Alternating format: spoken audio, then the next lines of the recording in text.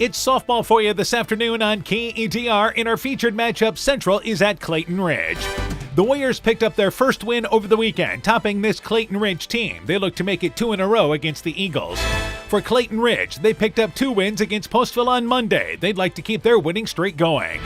We'll bring you Game 1 of 2, Central and Clayton Ridge. This afternoon's On Deck Show, coming up next on KETR AM 1400 and FM 96.7. People's State Bank is locally owned and locally managed with 20 convenient locations in southwest Wisconsin and northeast Iowa. If you're looking for a place where you're more than just a number, but still have access to convenient technology, we're it. As a community bank, we're proud to support many of the local charities, county fairs, community events, and more. When you become part of People's State Bank, you can be confident that you're standing with a good cause. People's State Bank, community-minded, just like you. Member FDIC and equal housing lender. The doctors and staff at Family Dentistry of Monona encourage everyone to get out and support your local high school baseball and softball teams this summer. It's always a great time to watch a ball game and enjoy the weather at your local high school ball diamonds. Dr. Mark Bowie, Dr. Jessica Wilkie, and Dr. Courtney Wicken strongly encourage all of these area athletes to wear athletic mouthguards while on the playing field to protect their great smiles. That's Family Dentistry of Monona, 602 Tower Street, 539-4651. We know that potential is greatly enhanced through hard work and dedication. At Viafield Cooperatives, we promise to provide innovative products and dependable service to help you meet and exceed your potential. From agronomy to energy, grain to feed, Viafield is excited to provide growing opportunities for both producers and consumers at 18 locations throughout northern Iowa and southern Minnesota. Want to learn more about Viafield? Go to viafield.com. Viafield is a proud supporter of our local student athletes. Sode's Green Acre and Liquor Store is offering rock bottom prices in our liquor store. Stop in now while the selection is at its best and stock up while supplies last. Sale is currently going on now. The liquor store is located at 7 Gerda Street in beautiful downtown Guttenberg. Find us on Facebook to find out more, because Sode's is more than just a store. This is Chris Holbert, General Manager of Hall Roberts Son Incorporated in Postville. We would like to wish the area student athletes both a safe and successful sports season. We have been a community-based company since 1864, servicing and supporting the area ag industry with products necessary for daily success. We look forward to continuing to serve and support both the ag industry and high school athletes in our surrounding communities. Thank you and good luck from the families at Hall Roberts Son. Boisier Lumber Company in Guttenberg and Elkader, your do-it-best rental center, handles Midland garage doors for residential, commercial, and agricultural needs. Midland Steel garage doors provide the best all-around value when appearance, security, durability, and low maintenance are desired.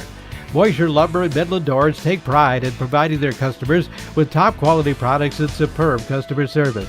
Contact Boisier Lumber in Guttenberg and Elkader, your do-it-best rental center, for Midland overhead doors sales and service.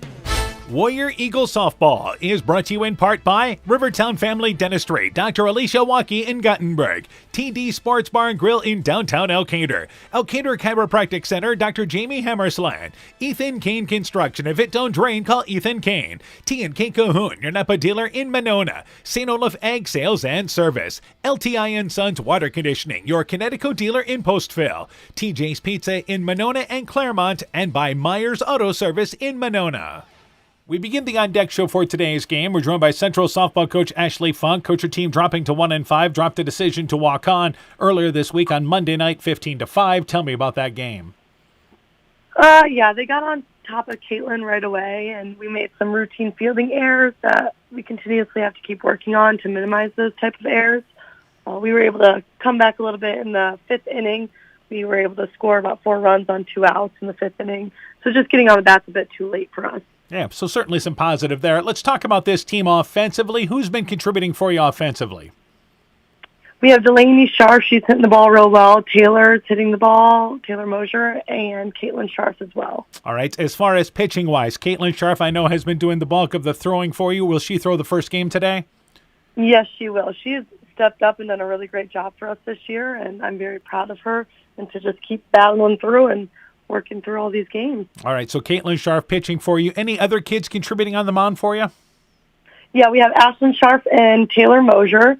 Not a lot of experience. I know Taylor just came out again this year, so working on the confidence on the mound. All right, so obviously turning our attention now to Clayton Ridge. I know you defeated the Eagles on Saturday 7-0. Tell me about that ball game, first off. Yeah, we were able to come out pretty aggressive with the bats, so hoping to do that again tonight. And then we just made our routine fielding and made those outs. All right, so what do you see as keys in the ball game in tonight's game then? Some keys, again, are getting on the bats right away and just coming out aggressive and staying on top, and then making those routine plays with communication is huge for us. All right, Coach, good luck to you in the ball game. We look forward to talking to you in between games. Thank you. Central softball coach Ashley Funk on our Warrior team. The On Deck Show continues after this. Stronger, farther, faster. It all starts with good nutrition. Clayton County Farm Bureau is proud of our livestock farmers who provide high-quality protein needed to fuel our young athletes. The ultimate pre- and post-game fuel-up can be found in meat and dairy foods grown right here. Meat and dairy are natural sources of essential vitamins that support health, energy, and performance. We know our student athletes are the real deal, and Iowa's livestock farmers are committed to helping them reach their goals. To learn more, visit realfarmersrealfoodrealmeat.com. Hey, sports fans, take a time out and call Garms Financial Services. Their team of agents can show you how to save money on all your insurance needs with Grinnell Mutual. Whether you need auto, home, farm, crop, or business insurance, Garms Financial Services has you covered. You'll also receive quality protection, expert advice, and local friendly service. Call Brian Bugenhagen, Cheryl Wagner, Emily Bazin, or Kayla Olson today for a free competitive quote. Garms Financial Services in Elkader, your trusted choice agency. Join Freedom Bank in supporting our local students and their after-school activities. They are the building blocks to a brighter future for everyone. Whether cheering them on from the stands or participating in community programs, you'll always find Freedom Bank rooting for the home team in Elkader, Monona, Postville, Waukon, Decorah, and the surrounding communities. We empower success. Member FDIC. Stop into Nightingale Drug in Guttenberg to find that perfect gift for that special occasion. We have Silver Stars jewelry line, Gans and Carson home decor, Simply Noel purses and bags, Melissa and Doug toys, and baby items. Need that last-minute greeting card? Stop in and see our large selection. We have something for every occasion. Nightingale Drug and Gift Shop, your small-town, family-friendly business, located along Highway 52 in Guttenberg. Health Mart, caring for you and about you. When I started out in the car business, my dad gave me some good advice. Hi, it's Forrest Brown with the Brown's family of dealerships. What my dad told me is when you sell someone their first car, you need a good sales department. But if you expect to sell them their second, third, and fourth car, you better have a great service department. Visit any one of the Brown's family of dealerships in Guttenberg, Elkader, West Branch, or Victory Ford in Dyersville and find out why Brown's is your hometown dealer, no matter where your hometown may be. Warrior Eagle Softball is brought to you in part by David Balls, agent for Balls Insurance Agency in Elkader. Growl Logs and Lumber in Elkader. Timber is a crop. Harvest wisely. Meyer Collision and Service Center in Guttenberg. Thompson Construction and Monona Overhead Door. Dean Family Chiropractic in Claremont. Clayton County Recycling. Farmer Savings Bank of Colesburg. Elkport Garber, Strawberry Point, and Arlington. Member FDIC. Fisk Farm and Home in Monona, Cresco, and Decorah. And by KAR Auto Group. We continue the On Deck Show for today's game. We're joined by Clayton Ridge softball coach Jolynn Moore. Coach, your team now 3-5, evened up at 2-2 in the conference. Picked up 2 good wins. Swept Postville on Monday night. Tell me about those 2 games. When we played Postville, we came out ready to play. Tried a couple of our younger pitchers that night to give them some experience on the mound. Did things really well. Defensively, I thought we pitched 2 really good games, and we've got a young team this year, so just trying to still figure things out a little bit as far as positions go and who we're going to have on the mound most of the season. All right, so certainly some positive, winning a couple of ball games. Let's talk about pitching-wise. A number of kids have contributed for you already on the mound. Tell me about that group. Yeah, this year we've got something a little unique for Clayton Ridge, I'd say. We've got 7 pitchers and 6 catchers this year. Wow. Like I said earlier, a little bit young, but several of these girls play softball year-round, and definitely work on pitching and catching in the off season, which pays off when the season comes around. Mariah Werger's a junior doing some pitching for us, and then we've got 3 other girls, Audrey Ostrander, a sophomore, and Kiera Felder and Carly Willie, both freshmen, contributing on the mound as well. All right, let's talk about offensively. I know that you mentioned a young team. Who are some of the kids that are contributing for you offensively? Again, it's pretty early. You know, we had a tough competitor the first game with Waukon. They had some really good pitching, and we didn't get a lot going offensively. Madison Eilers has been doing well hitting. A couple other kids, Alyssa Sodawasser found a way on base every at bat against Postville, both games. Kiera Felder's been doing pretty well. Audrey Ostrander's been doing pretty well. So, really, like I said, pretty early on, but I see some good things coming with those kids. Some good positive things there. All right, let's talk about Central. You just played them this past Saturday, dropped a 7-0 decision. What do you know about the Warriors? Central, I think, is kind of rebuilding as we are this year. Caitlin Sharp is doing a decent job pitching. They got several athletes in the field. Both Sharp girls are pretty decent. That Sylvester girl at the shortstop position is pretty good. We just couldn't get the bats going Saturday. That was our biggest problem. All right, so as far as what do you want to see out of your ball game, out of your team here in game number 1? Game number 1, we got to get the bats going. We worked on some really important things last night at practice, had an awesome practice hitting drills, and I'm looking for some big things tonight hitting. All right, Coach, good luck to you in the ball game. We look forward to talking to you in between games. All right, thanks, Dan. Clayton Ridge softball coach Jolene Moore on her Eagle team. The On Deck Show continues after this. Are you looking for a new career? We're looking for a motivated, reliable worker with auto body experience or just mechanically inclined. Are you detail-oriented and looking for a challenge? An opportunity for growth? Want to work on an ever-changing variety of vehicles? We offer a laid-back work environment, high-end pay, great benefits, flexible work hours, and much more. Qualified candidates can expect high-end compensation. You won't be disappointed. Call Bob at Top Gun Customs to learn all the details. 563-964-9899. As a busy mom, I have challenges keeping my family on track, but appointments for healthcare visits are no longer one of them. Veterans Memorial Hospital has now opened a new clinic in Waukon, so complete care for my entire family is more accessible than ever, and providers care for all ages, so everyone gets the care they need when they need it. It's a welcome addition for busy families like ours and our community. To learn more, go to veteransmemorialhospital.com. Veterans Memorial. This is Michael Erickson at Central State Bank. We provide a complete line of lending services to help you get the best out of life. From home mortgages and equity loans to vehicle and personal loans. We have expert lending professionals who will work with you to provide options to address your needs. At Central State Bank, you don't deal with a branch or department, you deal with a banker who is dedicated to you. Central State Bank, member FDIC. Everything you care about is in your home. Things that you just can't afford to lose. Let us help you protect what matters most. West Bend's home and highway policy provides you with one policy, one bill, one deductible, and one agent while protecting your home, car, truck, boat, motorcycle, snowmobile, and more. All with no hassle on a portion of your annual premium back in cash if you don't have a claim. To find out more, contact Tom Gifford, Kevin Lau, or Michael Beck, agents with Gifford Insurance Agency in Elkader at 245-1360. Find the perfect gift for birthdays, weddings, and anniversaries at Clayton Drug in Elkader, Strawberry Point, and Sumner.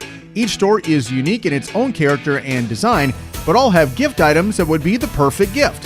Clayton Drug is proud to carry many name brand lines such as Mud Pie, Young Living Oils, Greenleaf Candles, Melissa and Doug Educational Toys and Gifts, CJ Gibson, and many more.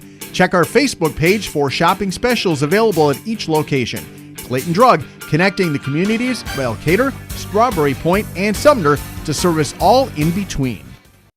Warrior Eagle Softball is brought to you in part by Agent Laney Keel, your New York Life Insurance Company agent in Garnavillo. Rise and Shine Nutrition on West Bridge Street in Elkader. Culligan Water Conditioning in Elkader. The Lowena Savings Bank, member FDIC, and by Furniture Showcase in Allwine, lighting, showroom, flooring, furniture, and window treatments.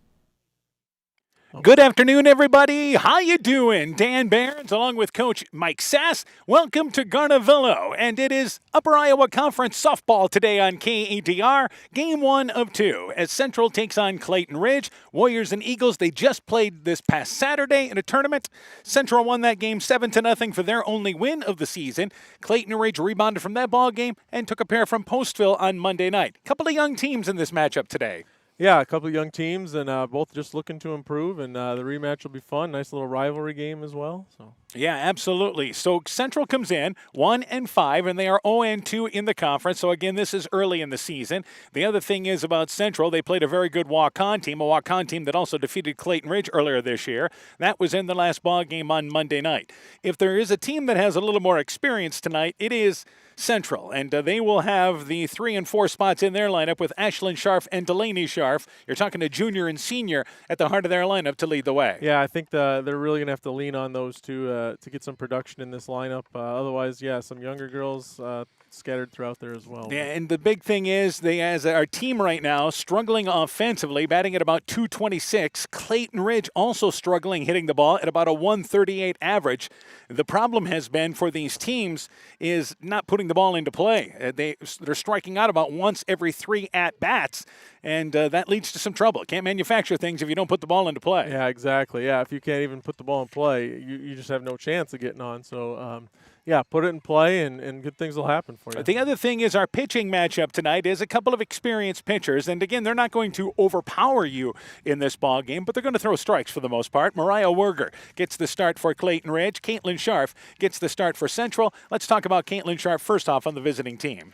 Yeah, I guess I don't know a ton about her, but I know she's has some experience and usually throws strikes for Central, and that's what they're going to need her to do, and then got to make the plays behind her. And a good example is she has thrown 15 innings this year, walked 6, and struck out 12. So again, not going to overpower you at all, but she's going to throw strikes for the most part and keep the walks down, which means defensively they have to make the plays behind them. Meanwhile, for Mariah Werger, kind of a similar pitcher, and the difference is she's given up some hits, but she has only walked 4, struck out 3, so she's averaging less than a walk per inning, about 3-4 walks a ball game, and the strikeouts there about the same. She's not going to strike out many, so you've got to make the plays behind her. Yeah, I definitely think we're going to see pretty similar pitchers here, and it's going to be, we mentioned both teams struggling a little with the bats, so it's going to be whichever team can kind of get the bats going. Yeah, put the ball into play, and if you put the ball into play, obviously you've got to make the plays. And I thought it was interesting that both coaches really kind of talked about making the routine plays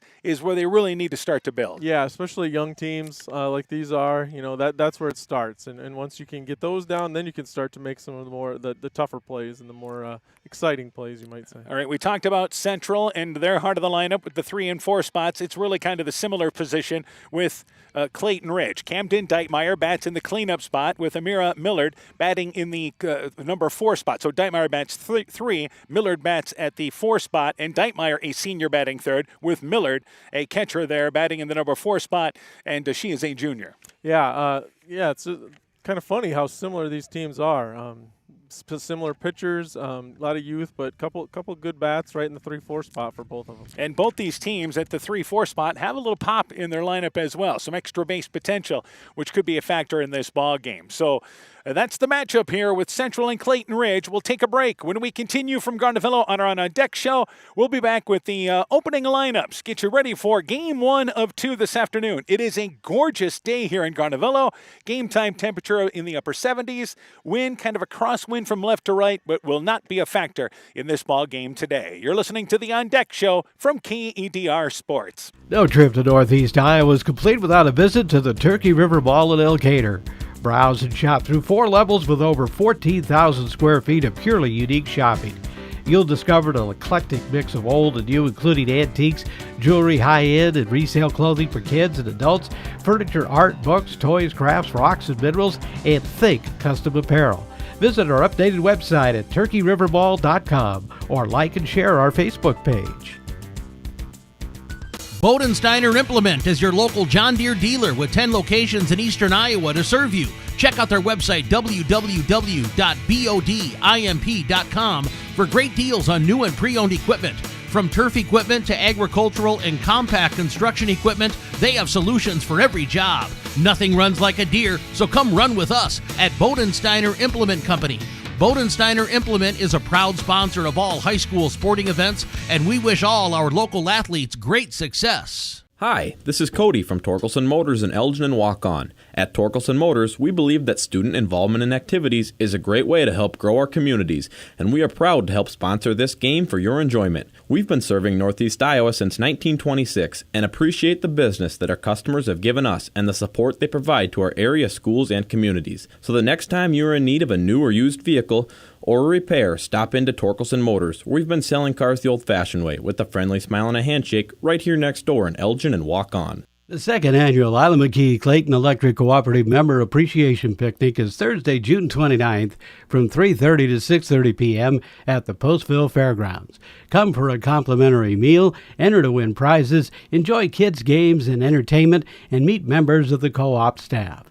At Isla McKee Clayton Electric, we care about you. That's the power of human connections. Isla McKee Clayton Electric Cooperative, your touchstone energy cooperative. When making up a to-do list, don't forget to include servicing your car at Edie's AC Delco Service Center in Garnavillo. Your car should have the best care, and Edie's will make sure of it. Stop in or call 964-2186 to make an appointment. Tires worn out? Well, Edie's can replace them. Need a tow? Call Edie's at 964-2186. Kay, Lynn, and Todd invite you to stop by and fill your car's tank with fuel at Edie's AC Delco Service Center in Garnavillo. Edie's open 7 a.m. Mondays through Saturdays. Being good at life means getting your finances together so you can focus on the moments that matter most. With over 175 years of expertise, New York Life Insurance Company provides you with benefits you can enjoy while you're, living. So give your local agents Andrew Reimer or Troy Springer of Guttenberg or Bill Garms in Monona a call. You can reach Andy and Troy at 563-252-2471 or Bill at 563-880-5530. They can help you and your family be good at life. Warrior Eagle Softball is brought to you in part by Norby's Farm Fleet in Northeast Iowa, Guttenberg Municipal Hospital and Clinic. Check out career opportunities at guttenberghospital.org. Bruins and James Insurance, your Grinnell Mutual agent in Monona. RGK Portable Building, serving Northeast Iowa and Southwest Wisconsin. Bacon Concrete and Post Fill, and by Rivals Inc. Custom gear, screen printing, embroidery, and online shopping at rivalsinc.com. This is KEDR AM and FM. Welcome back to Garnavillo, ready to go here. A couple of minutes early, which is fine. Let's go through the central lineup. Taylor Mosier, the first baseman, bats leadoff. Oakley Armstrong is the second baseman, batting second. Ashlyn Scharf is the center fielder. She'll bat in the number 3 position. Batting cleanup is Delaney Scharf, who plays third base. The pitcher is Caitlin Scharf. She'll bat in the number 5 position. Tori Sylvester is the shortstop, batting 6th. Michaela Vlasny, the second baseman, bats 8th. Gracie Kummer, is the catcher, batting in the number 8 spot, and Reese Barnes is the left fielder, batting in the number 9 position. Central does not have the designated player in their lineup. Meanwhile, for Clayton Ridge, here's the lineup for the Eagles. Akira Felder, the second baseman, bats leadoff. Alyssa Sodawasser, the left fielder, bats second.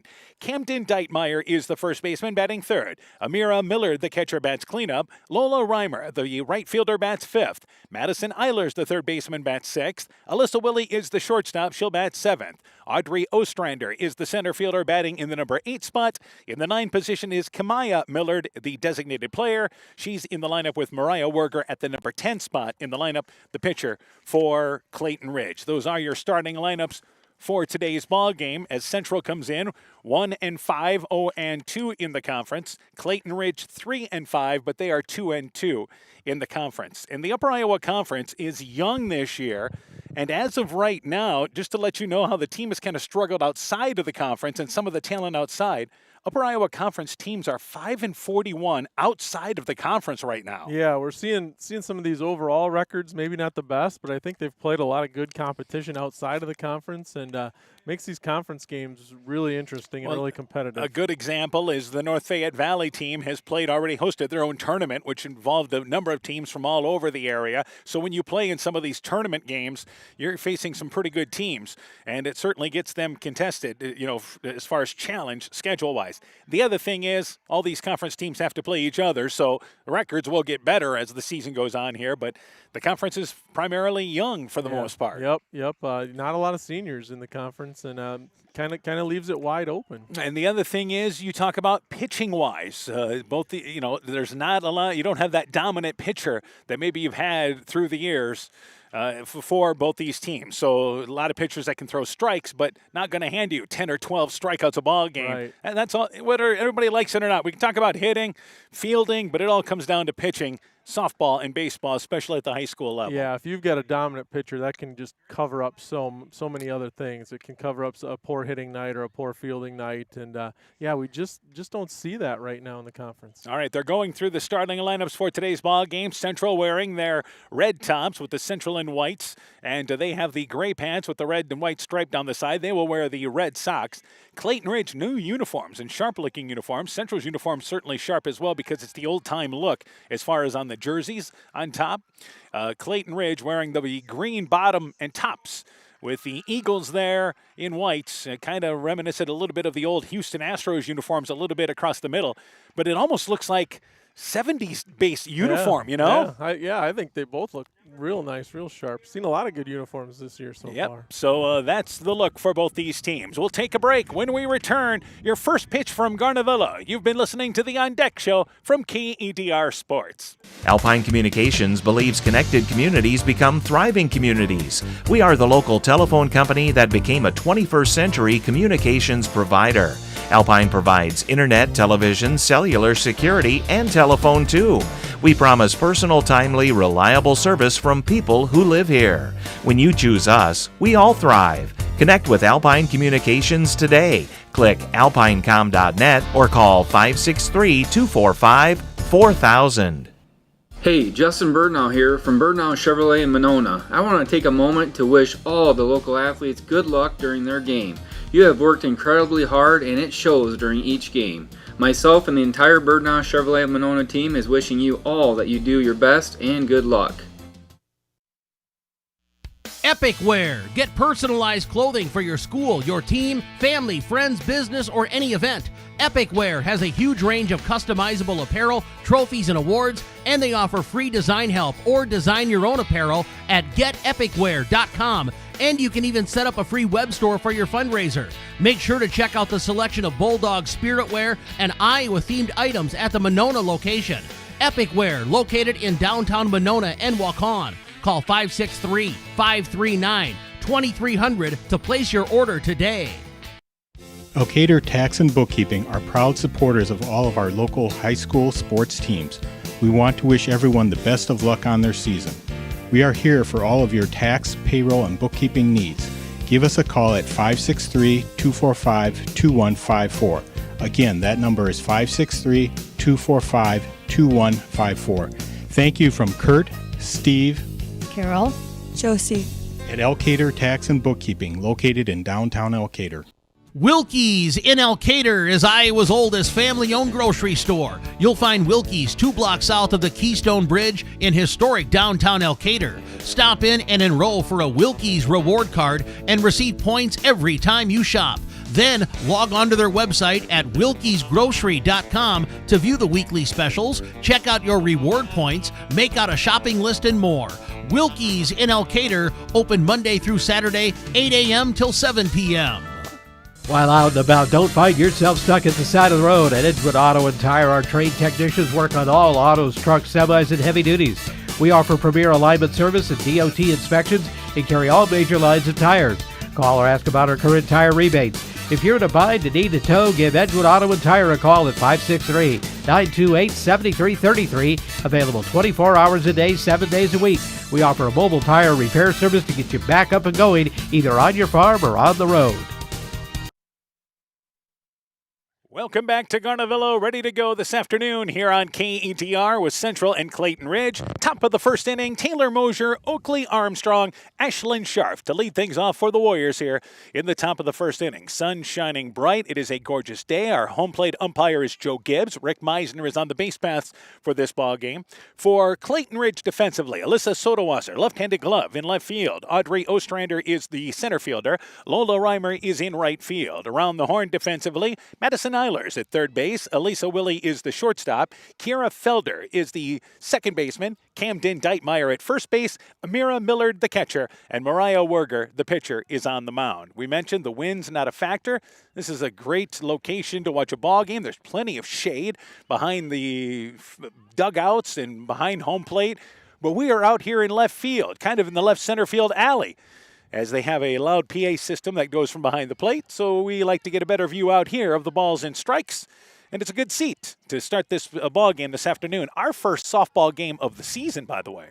We've had a couple of baseball games. Yep. Taylor Mosier, the first baseman, to lead things off here against Mariah Werger, the right-hander on the mound for Clayton Ridge. Our first pitch of the ball game, and it's a high pop-up. This is down the left field line. It will go out of play, and Taylor Mosier ahead on the count.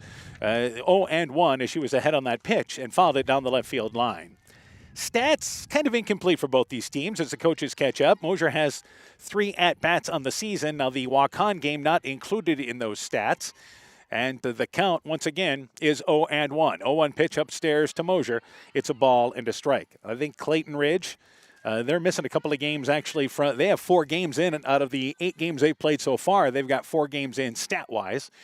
And 1-1 is the count to Taylor Mosier. 1-1 pitch, it's upstairs. The count goes to 2-1. So you've had a chance to see Mariah Werger, and she moves the ball around well. Yeah, she like we talked about. She doesn't know her power yet, but throws strikes, moves it around, good control, does a nice job. And it's 2-1 is now the count. We've got a good view of the center field scoreboard here in left center. 2-1 pitch out in front and swinging through the outside pitch is Mosier, and the count goes to 2 balls and 2 strikes. So there's an example. Tried to go upstairs a couple of pitches, went low and away on that pitch. Yep, and changes speeds a little bit too, so it does a nice job. Clayton Ridge, they call pitches from the dugout.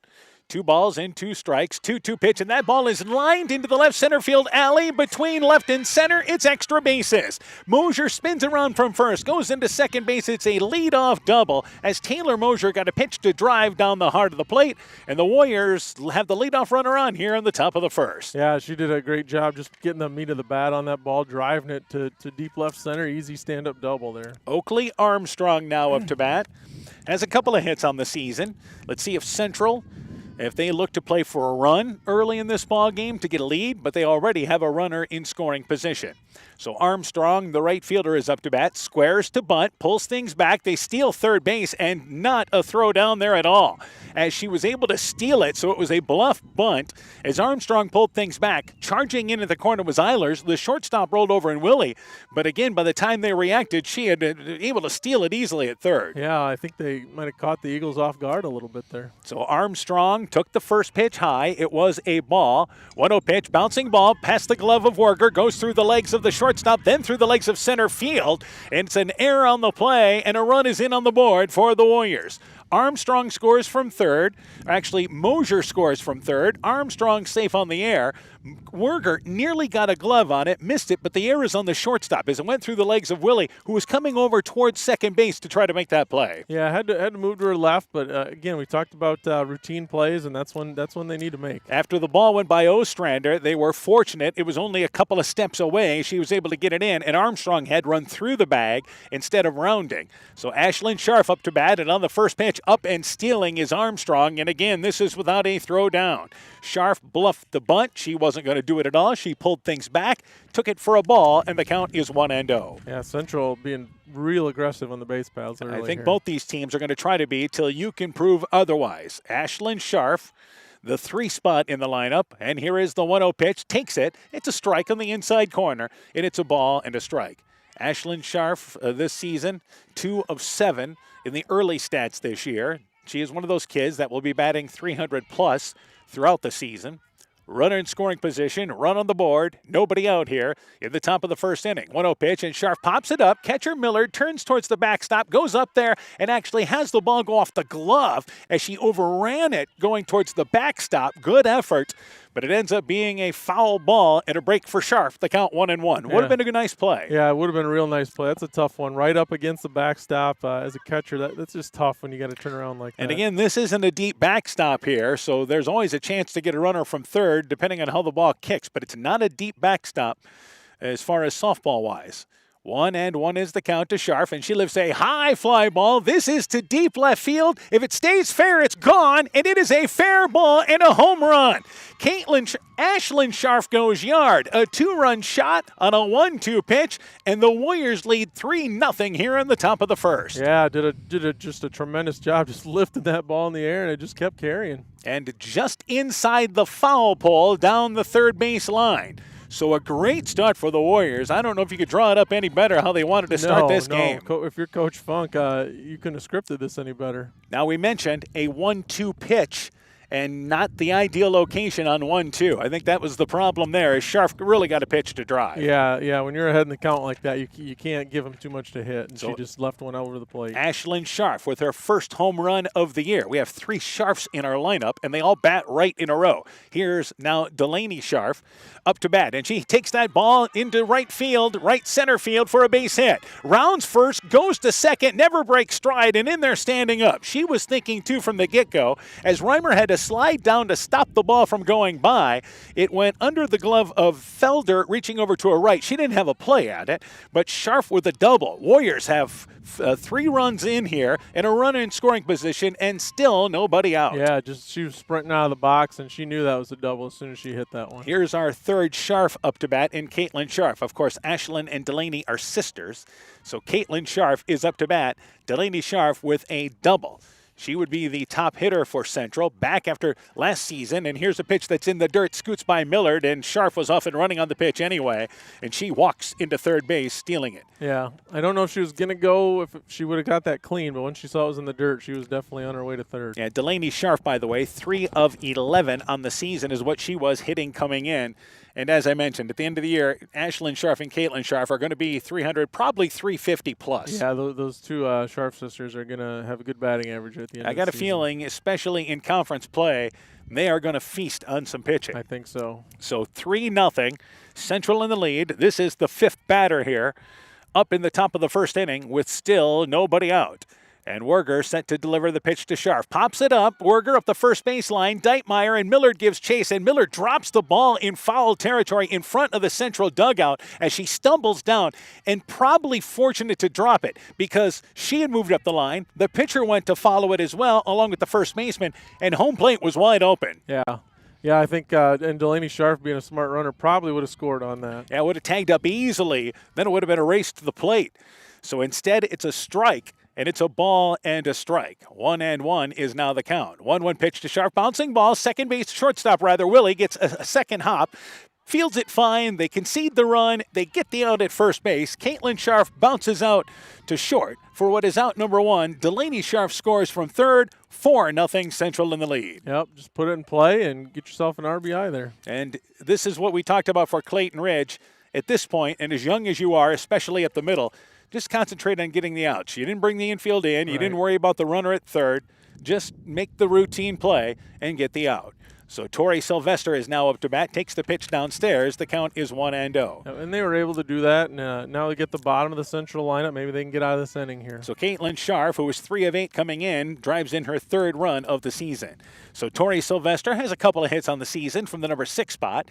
Like many teams, bottom of the lineup is where these teams hoping to get some production. Here's a slow bouncing ball. That is the third baseman fielding it. Gets a good hop to Handel and Eilers. The throw across the diamond to Deitmeyer. And well played by Eilers at third as Sylvester bounces out. And now the second out here in the top of the first. Yeah, so now they're making the plays that they need to. They're making those routine plays, and maybe they can get something rolling here. And for the third baseman, Eilers, again, ranging over to her left in front of the shortstop position. That's her play, and made it well. Michaela Vlasny is up to bat.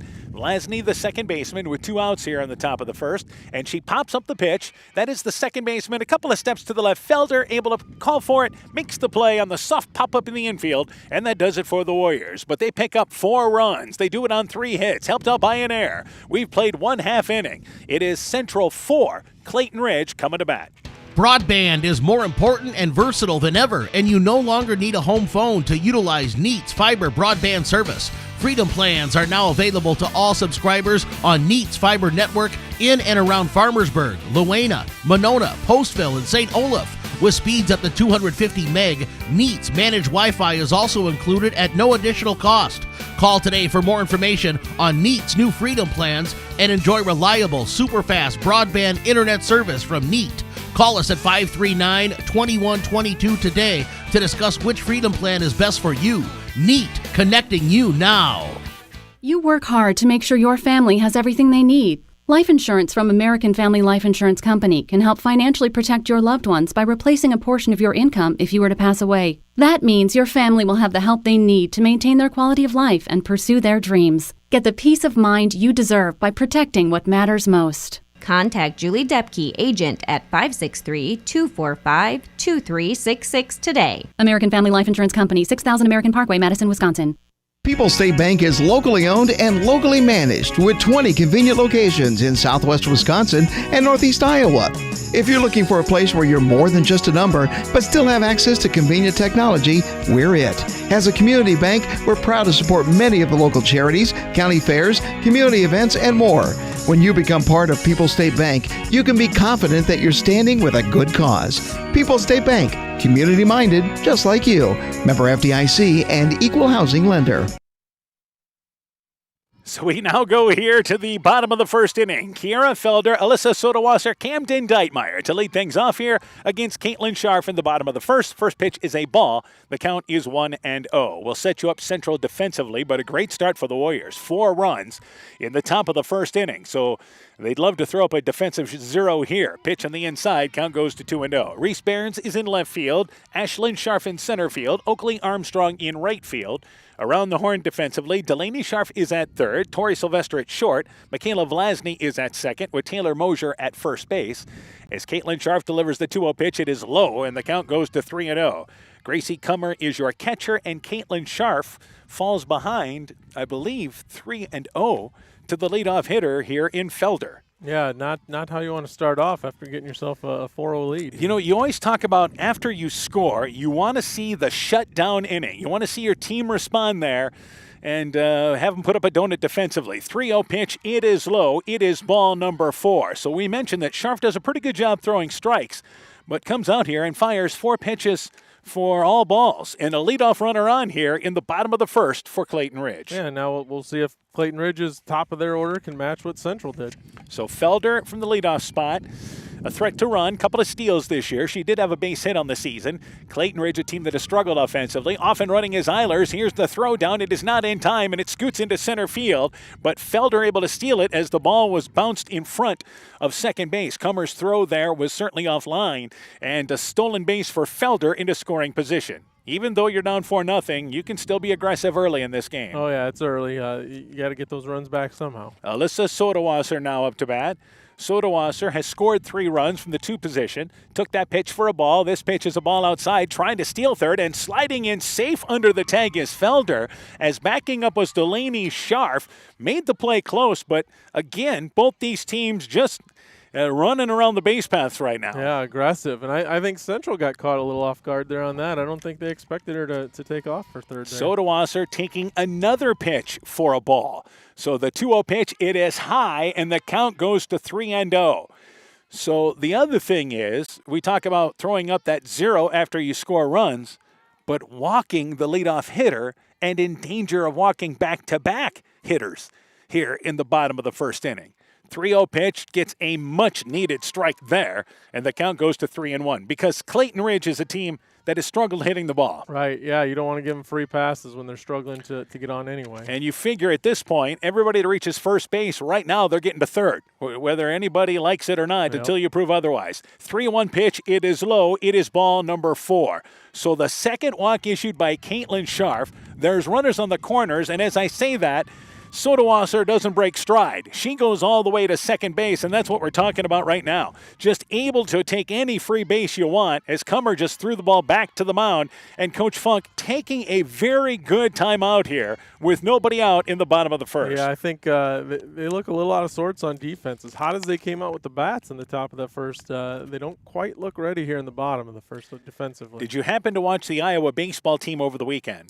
I didn't see any of it, but I know they hit a lot of people. Well, late in the ball game with a lead, they bring in a pitcher, and the first thing they do is hit a batter or walk a batter, which, again, just leads to trouble. And here's Clayton Ridge, runners on second and third. There is nobody out. You've got 2 in scoring position, and now you've got the heart of the lineup with your experienced hitters with Deitmeyer and Millard up to bat. Right, yeah, and this is what you want if you're Clayton Ridge, a chance to get those runs right back. So Coach Funk taking a lengthy time out there at the pitcher's mound to talk with not only Caitlin Scharf, but brought in the entire infield as well. So Camden Deitmeyer is up to bat. Deitmeyer, again, through the first 4 games of the season, was 1 of 4. Takes the pitch downstairs. The count is 1-0.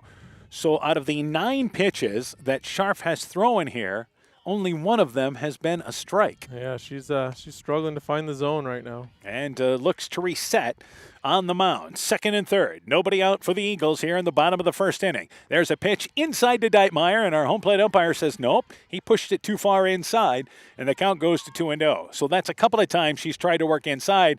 And I think Caitlin Scharf feels like she maybe should be getting that pitch. Yeah, she wants that inside corner, and it's just not there for her right now. 2-0 is now the count. Kummer, the 2-0 pitch, and Deitmeyer swinging, and she should be. Even though they've had 2 walks, she's a power hitter. She can make it 4-3 in one swing of the bat. And fouled that one up against the backstop. The count is 2-1, and that was a strike. Yeah, and if she gets something she likes, like you said, she can make this a game again in one swing. So good speed on the base paths. Clayton Ridge, as we mentioned, I think they're 24 of 24 stolen base-wise this year. Central the same, similar numbers anyway, as their steals. They are, I believe, 12 for 12. 2-1 pitch, it's upstairs, and the count goes to 3-1. So this becoming a lengthy bottom of the first inning. And the Eagles needing to take advantage of this. Scharf, same delivery every time. Takes a couple of steps back, then gets onto the mound. And now here is the 3-1 pitch to Deitmeyer. It is low. It is ball number 4. So 3 straight walks here in the bottom of the first inning. And Amira Millard is up to bat, the catcher. Bases loaded for Clayton Ridge. There is nobody out right now. Yeah, if you thought this was going to be a blowout after the top of the first, think again, because Clayton Ridge is poised to score a bunch This here. game has 15-14 written all over it right now. Absolutely. As we're here in the bottom of the first inning. And let's see if how she works Millard here. Pitch to Millard, swings right through it, and the count is 0-1. Millard, 2 of 7 this season, but was aggressive on the first pitch, and the count goes to 0-1. Again, you figure that Scharf going to find the strike zone at some point. There's action in the Clayton Ridge bullpen. But Central, not the depth that Clayton Ridge has. And here is a high pop up in the infield. Shortstop calling for it there in Sylvester. Comes near the center circle there behind the mound. Makes the play. Infield fly rule in effect anyway. Millard pops out into the infield to the shortstop. A major league pop up for out number 1. And the bases remain loaded. Yeah, huge out. Finally got that first out. Infield fly rule. No one advances. And got a chance to maybe get out of this with minimal damage now. Lola Reimer, who has 3 RBIs on the season, including a single, has a chance to drive in some runs here in the bottom of the first inning. Pitch to Reimer, and she lines that ball slowly down the right field line, and that ball is going to fall in fair. It's picked up in the corner there by Armstrong, throws it into the plate, sliding in from second base is going to be Sodawasser. Deitmeyer goes to third, Reimer a base hit, 2 RBIs, and the Eagles answer in the bottom of the first, back within 4-2. Yep, right back in this game, just with one swing of the bat there. Didn't hit it hard, but found the green grass and got a couple RBIs So off of it. Felder scored, Sodawasser scored. The throw was behind there as she was able to slide in safe by the time Kummer had turned to tag. Sodawasser had already slid by, and Eilers is up to bat. The important thing is Deitmeyer got to third, and Reimer advancing to second on the throw. So it's a base hit. It's 2 RBIs, giving Reimer 5 on the season. Runners on second and third, and still 1 out. And Madison Eilers is up to bat. Swings right through the first pitch. The count is 0-1. First hit of the inning for the Eagles, and you've scored 2 runs. Yeah. Good news is for Central, looks like Scharf has maybe found the strike zone. Yep, after those 3 walks to start things. Deitmeyer's at third, Reimer at second base. 0-1 is the count to Eilers. 0-1 pitch, taking a pitch on the inside is Eilers. And again, that's the first time I think she's got that inside strike. And the count goes to 0-2. Scoreboard says it's 1-1, but I believe it is 0-2, and it is. Yep. As we look at a home plate umpire, never rely on the scoreboard. 0-2 is the count. Scharf delivers the 0-2 pitch, and that's a call. Nope, it's a ball inside. Our official started to motion, but he motioned with the left hand inside. So it is a ball. 1-2 is now the count. Yeah, and I think that's a plan here by Central to work them inside. They've got their strength, their infield defense is the left side there, so trying to work that inside corner. 1-2 pitch. Reaching out for it there is Eilers. High fly ball. This is to center field. Caught by Ashlyn Scharf. Deitmeyer bluffs the tag from third. Draws the throw. But it's cut off in the infield by the pitcher, Scharf.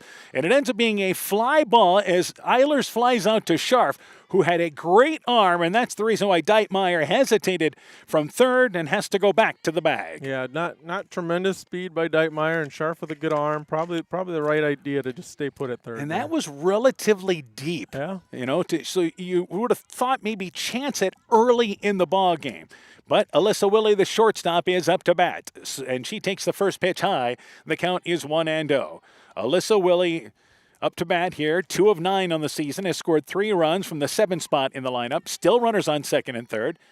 If the Warriors get out of this with a 4-2 lead, I think they'd feel fortunate. The way it started, absolutely. And 1-0 to Willie, and she pops it up. The shortstop backpedaling Sylvester, edge of the infield, calls for it, reaches up with the one glove on the left hand there, uses the one hand, catches the pop-up for the third out of the inning, and that does it for the Eagles. 2 runs a hit. They strand 2 in scoring position. We've played 1. Central 4, Clayton Ridge 2. The doctors and staff at Family Dentistry of Monona encourage everyone to get out and support your local high school baseball and softball teams this summer. It's always a great time to watch a ball game and enjoy the weather at your local high school ball diamonds.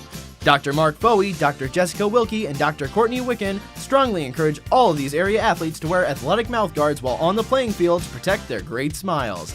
That's Family Dentistry of Monona, 602 Tower Street, 539-4651. We know that potential is greatly enhanced through hard work and dedication. At Viafield Cooperatives, we promise to provide innovative products and dependable service to help you meet and exceed your potential. From agronomy to energy, grain to feed, Viafield is excited to provide growing opportunities for both producers and consumers at 18 locations throughout northern Iowa and southern Minnesota. Want to learn more about Viafield? Go to viafield.com. Viafield is a proud supporter of our local student athletes. Warrior Eagle Softball is brought to you in part by Rivertown Family Dentistry, Dr. Alicia Waukee in Guttenberg, TD Sports Bar and Grill in downtown Elkader, Elkader Chiropractic Center, Dr. Jamie Hammersland, Ethan Kane Construction. If it don't drain, call Ethan Kane. T&K Cahoon, your Napa dealer in Monona, St. Olaf Ag Sales and Service, LTI & Sons Water Conditioning, your Connecticut dealer in Postville, TJ's Pizza in Monona and Claremont, and by Myers Auto Service in Monona. So we go to the top of the second inning. Both teams, great opportunities, 4-2. It is Central leading Clayton Ridge, 8-9-1. For the Warriors here in the top of the second inning, they had 4 runs, 3 hits, helped out by an error in the first inning. Clayton Ridge answered with 2 runs on a hit, but they left 2 in scoring position. Gracie Kummer, the catcher, is up to bat, followed by Reese Barnes and Taylor Mosier. As we mentioned, 8-9-1. First pitch is a ball. Kummer looking for her first base hit early this season. As we mentioned, both these teams very young, and especially at the bottom of the lineup, though Kummer, more of an experienced player, gets a cut there. The count is 0-2, but the bats are learning to kind of grow at the bottom of the lineup. Yep. You know, there's a reason they're down there. They're probably not quite as productive as the top, but they're still going to be counted on to get some hits. So. And quickly ahead is Mariah Werger. Now in her second inning of work, we saw some action, as we mentioned, in the Clayton Ridge bullpen, and they've thrown so far 4 kids this year. 0-2 pitch, fouled back, getting a piece of it is Comer. Unable to hang back there was Millard as the ball hit the ground right below her. And we'll do it all again with a count of ball and 2 strikes. Not a bad crowd on hand for the ball game today. We've got some folks sitting down the right field line, just inside the foul pole. We're here on the left field line, not too far away from the foul pole, where Caitlin Scharf hit a 2-run home run in the top of the first inning. 1-2 pitch to Comer. It's upstairs, and the count goes to 2 balls and 2 strikes. But the crowd, bleachers, there's some bleacher room back there, but lots of lawn chairs sitting in the shade enjoying the ball game today. People find in the shade, yep. 2 balls and 2 strikes to Comer to lead things off. Werger's 2-2 pitch, and that ball's lined to the shortstop. Willie comes charging to the left and makes the play near second base. Kind of hesitated at first on it, but then able to regroup. And a good job by Willie, closing speed there to catch the soft lineup by Comer for out number 1. Yeah, nice play. Almost fooled. There was a big swing, but I think it kind of went off the handle a little bit, so the ball wasn't hit extremely hard, but she made sure you covered and made a nice play. Reese Barnes in the lineup today, and I do not believe has any as far as at-bat stats. So this is the first game in the lineup, but has played a lot of outfield for them. Fouls out the first pitch there. The count is 0-1. So 1 out, top of the second inning, as 4-2, Central in the lead. In the Upper Iowa Conference, it's kind of a fight right now. South wins off to a 4-0 start in the conference.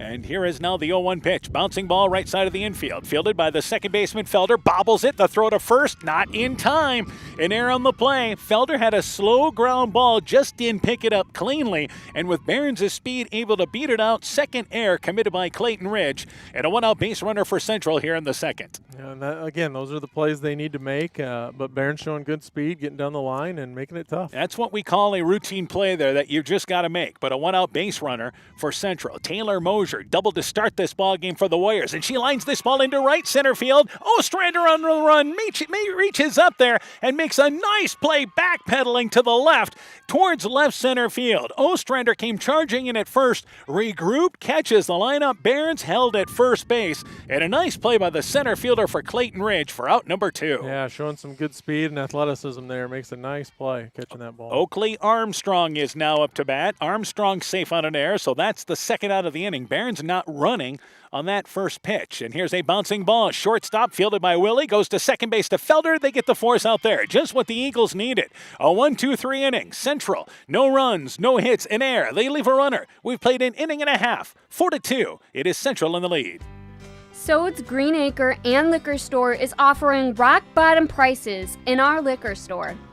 Stop in now while the selection is at its best and stock up while supplies last. Sale is currently going on now. The liquor store is located at 7 Gerda Street in beautiful downtown Guttenberg. Find us on Facebook to find out more, because Sode's is more than just a store. This is Chris Holbert, General Manager of Hall Robertson Incorporated in Postville. We would like to wish the area student athletes both a safe and successful sports season. We have been a community-based company since 1864, servicing and supporting the area ag industry with products necessary for daily success. We look forward to continuing to serve and support both the ag industry and high school athletes in our surrounding communities. Thank you and good luck from the families at Hall Roberts Son.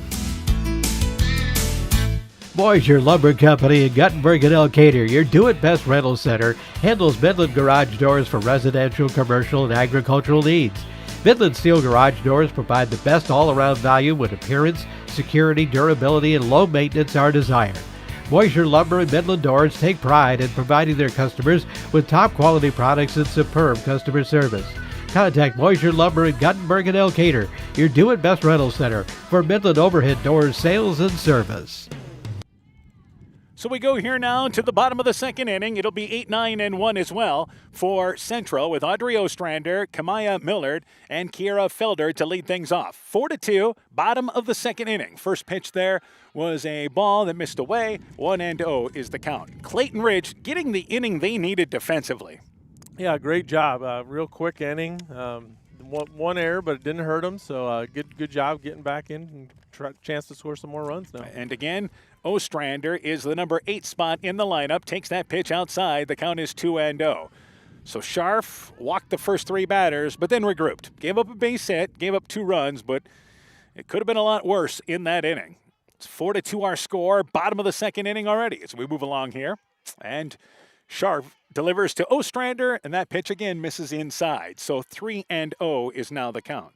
We mentioned Caitlin Scharf doesn't walk many, so a little bit off here early part of this ballgame. Yeah, just kind of struggled at the beginning of both innings so far here. And 3-0 is the count. 3-0 pitch inside and a called strike, and the count is 3-1. Scharf bringing that one a little bit more towards the plate. 3-1 is now the count. And I think Ostrander probably taking all the way there. Yep, 3-1. Even though she's the number 8 hitter in the lineup, I think Ostrander will look to try to put the ball into play here. Ostrander has scored 3 runs, has a double for her hit this season, and swings right through an inside pitch there. The count is 3-2. Has tremendous speed for Clayton Ridge. If she gets on, I'm sure we're going to see her running. The one thing the Eagles did in the first inning, their 3 outs were all up in the air. A couple of pop-outs and a fly ball. So they want to put the ball on the ground and run if you can't line drive it through. 3-2 pitch to Ostrander, misses high. It is ball number 4. Our home plate umpire gave it a long look. 4th walk issued by Caitlin Scharf, and the leadoff runner on for the second inning in a row for Clayton Ridge. It's can cause some trouble, and she's got good speed. I imagine we'll see her running here. And again, 4-2 is our score. Ostrander, as far as stolen base-wise this year, is 5 of 5 on the season. So Millard, the designated player, I should say, after bat. First pitch lines that foul, and often running, by the way, was Ostrander. Millard was not tanking, so that was apparently a hit and run. Yeah. Fouled up the first base line. The count is 0-1. Millard has just a handful, less than a handful of at-bats. This is, again, Coach Moore talked about, we're just trying to really figure out where everybody fits in the lineup, maybe even defensively, where they kind of fit in here early. Here's a slow bouncing ball, shortstop to the right, fielding it is Sylvester. Throw across the diamond, it is in time. Sliding in, safe at second was Ostrander, but with the speed, good recognition by Sylvester. She didn't have a play at Ostrander at second base. Millard bounces out to short, but in effect does her job. Moves the runner into scoring position. Yeah, with her speed, that was going to have to be a really hard hit ball at the shortstop to get her at second. So shortstop did a nice job throwing to first, making sure they got one out of the play. So that brings up now Kiara Felder, who is the top of the lineup. Felder walked, scored one of the 2 runs for Clayton Ridge in the first inning. Ostrander at second base, pitched there, and off and running was Ostrander, and they look down at third base, but Comer does not throw it there. It's Delaney Scharf back to the bag, the shortstop covering the bag. I think she was maybe waiting for the shortstop to get over there, but just not a chance to get Ostrander. Yeah, again, great speed and taking advantage of it. So again, Felder took the pitch high. The count is 1-0. But here's a walk now, and again, you're over at third base without really manufacturing anything here. Ground ball pushed her to second, but you stole third, but you were given first base. 1-0 is the count. 1-0 pitch, swinging through it there is Millard, and the count goes to a ball and a strike. Needless to say, with Clayton Ridge, and as young as they are, Scharf wants them to put the ball into play. Yeah, no free passes here. Make them earn it. Make them put the ball into play and make them earn it. A ball and a strike as she works here to the number 9 spot in the lineup. 1-1 pitch. Millard squares to bunt and fouls it back. So she was looking to bunt for a base hit as she was quick in the box that time. That wasn't a safety squeeze or a suicide squeeze. Ostrander stayed at third. She squared to bunt for a base hit but fouled it back, and the count goes to 1-2. Yep, again, trying to use her speed, trying to just put the ball in play and get down the first base line, and who knows, that run may score depending on what happens defensively. And if you're Clayton Ridge and a team that has struggled to hit the ball, we mentioned their team batting average only $136.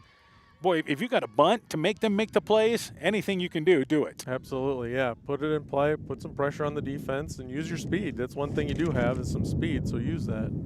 So Felder is called out. I believe they say that she was hit outside of the box on the bunt attempt. So Felder is out for out number 2, and Alyssa Sodawasser is up to bat. Sodawasser took the pitch for a ball. Did she bunt and was out of the box? Is that what happened? Yeah, I don't know. Maybe she was stepped on the plate while she bunted or something. I'm not sure. And that was called by our base umpire. So now it is 1-1 to Sodawasser, and now there's 2 outs here. And Coach Moore had a lengthy conversation with our base umpire about that call. Yeah. So basically it's hitter interference called by the base umpire, and what is the second out of the inning. And here swinging through the 1-1 pitch is Sodawasser, and the count goes to 1-2. So now this is huge. Yeah, now it's going to take a hit here. The ball did not hit her because it was fouled back. Did not hit her outside of the box, which, again, would have been the same case that she would have been out. 1-2 pitch, it's upstairs. The count goes to 2-2. So Central trying to make it so that out doesn't hurt them. Or that, I should say, walk doesn't hurt them. Yeah, they've got a chance here to get around that. This is the number 2 spot in the lineup with Sodawasser. Sodawasser walked and scored as part of that 2-run first inning for Clayton Ridge. 2 balls and 2 strikes.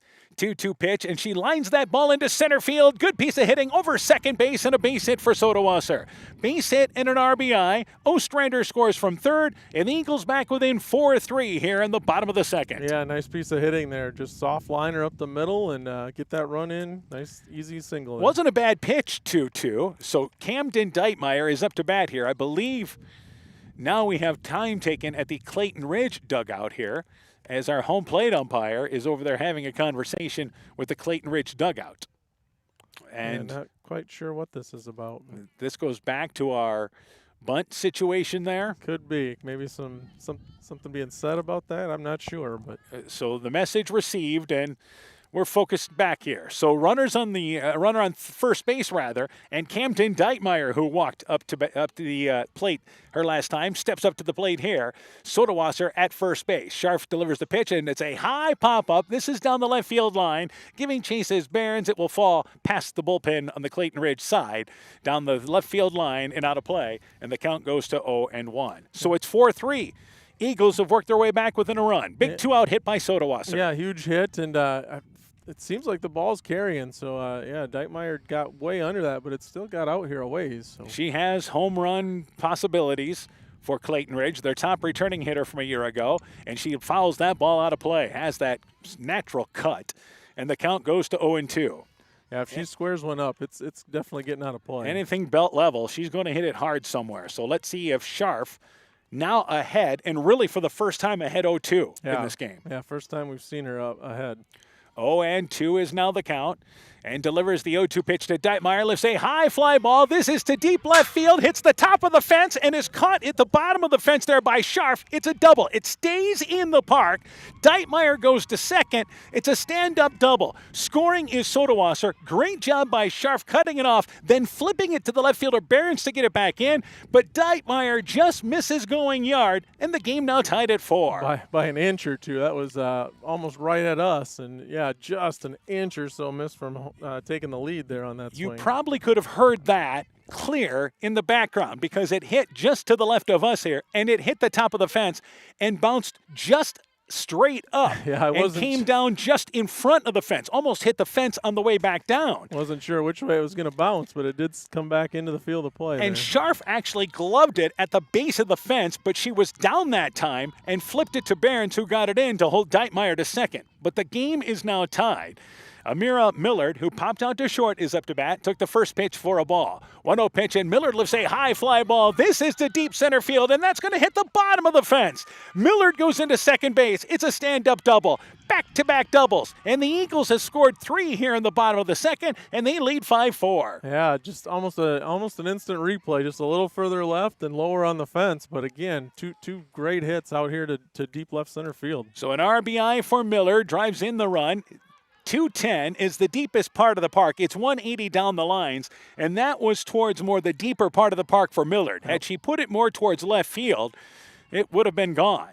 Lola Reimer singled and drove into her last at-bat. So 3 in the inning, and all of this with 2 outs for Clayton Ridge in the bottom of the second. Yeah, 3 straight hits. Talked about them needing to get the bats going, and they have. Sodawasser, Deitmeyer, and Millard. Deitmeyer and Millard had the doubles to drive in runs. Pitch there, slow bouncing ball. Shortstop Sylvester charge it, has to hurry the throw. Good stretch there by the first baseman Mosher. Reimer bounces out to short for the 3rd out of the inning. But for Clayton Ridge, 3 runs, 3 hits. They leave her in earned scoring position. We go to the top of the 3rd inning. Now 5-4. Clayton Ridge in the lead.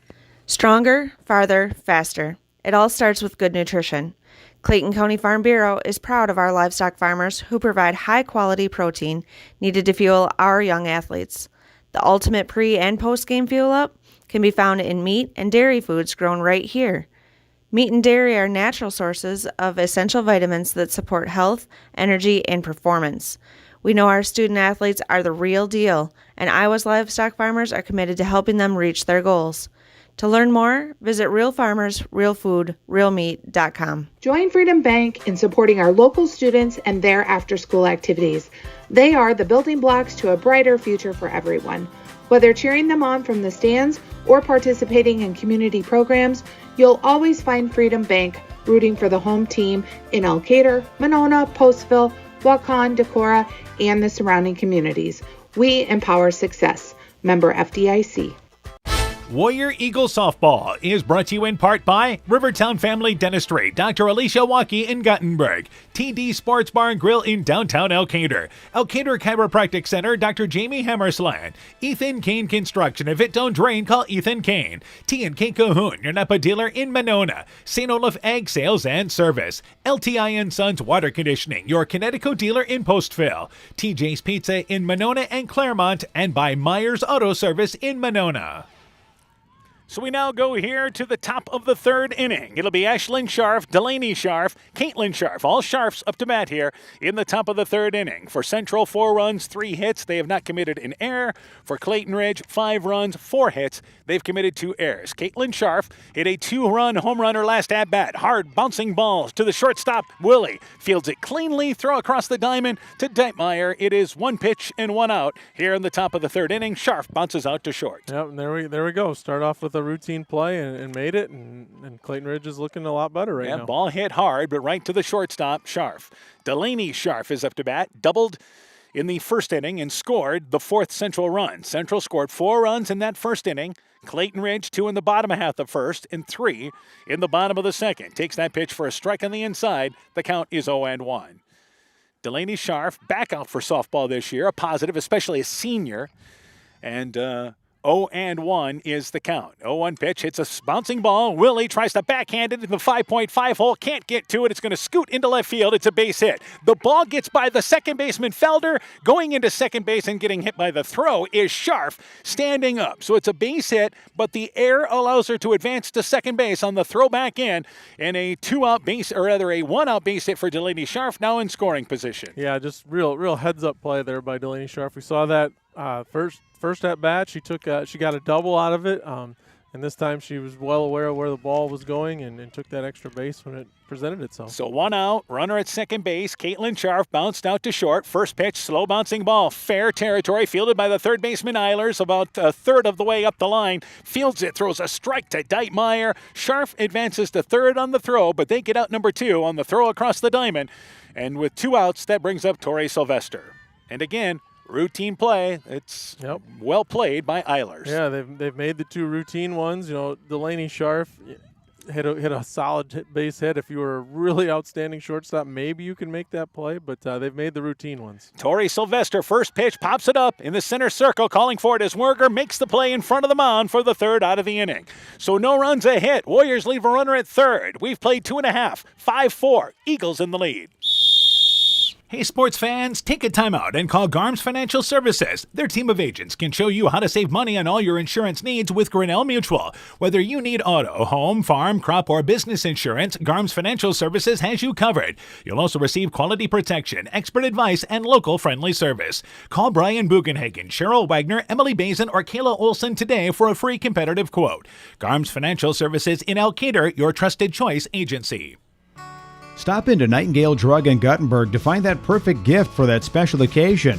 We have Silver Stars jewelry line, Gans and Carson home decor, Simply Noel purses and bags, Melissa and Doug toys, and baby items. Need that last-minute greeting card? Stop in and see our large selection. We have something for every occasion. Nightingale Drug and Gift Shop, your small-town, family-friendly business, located along Highway 52 in Guttenberg. Health Mart, caring for you and about you. When I started out in the car business, my dad gave me some good advice. Hi, it's Forrest Brown with the Brown's family of dealerships. What my dad told me is when you sell someone their first car, you need a good sales department. But if you expect to sell them their second, third, and fourth car, you better have a great service department. Visit any one of the Brown's family of dealerships in Guttenberg, Elkader, West Branch, or Victory Ford in Dyersville and find out why Brown's is your hometown dealer, no matter where your hometown may be. Welcome back once again here to Garnavillo. It is 5-4. Clayton Ridge leads Central. Bottom of the third inning. Eagles will send up Madison Eilers, Alyssa Willie, Audrey Ostrander. That will be 6, 7, and 8 in their lineup to lead things off here in the bottom of the third inning. Lots of offense, lots of traffic on the base paths, and the Eagles lead 5-4 as we are here now in the bottom of the third inning. Moving right along, we're bringing you game 1 of 2 tonight. And Caitlin Scharf in her third inning of work started the game out walking the first 3 hitters, but has settled down since then. And the first pitch is fouled out of play by Eilers. The count is 0-1. Eilers flew out to center field her last at-bat, so she is 0 for 1.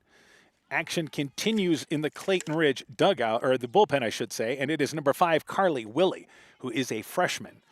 This year, Clayton Ridge has thrown so far as stat-wise this year, they have thrown 3 pitchers so far, but they feel like they have some other young kids that can throw as well. 3 more experienced players they lean on.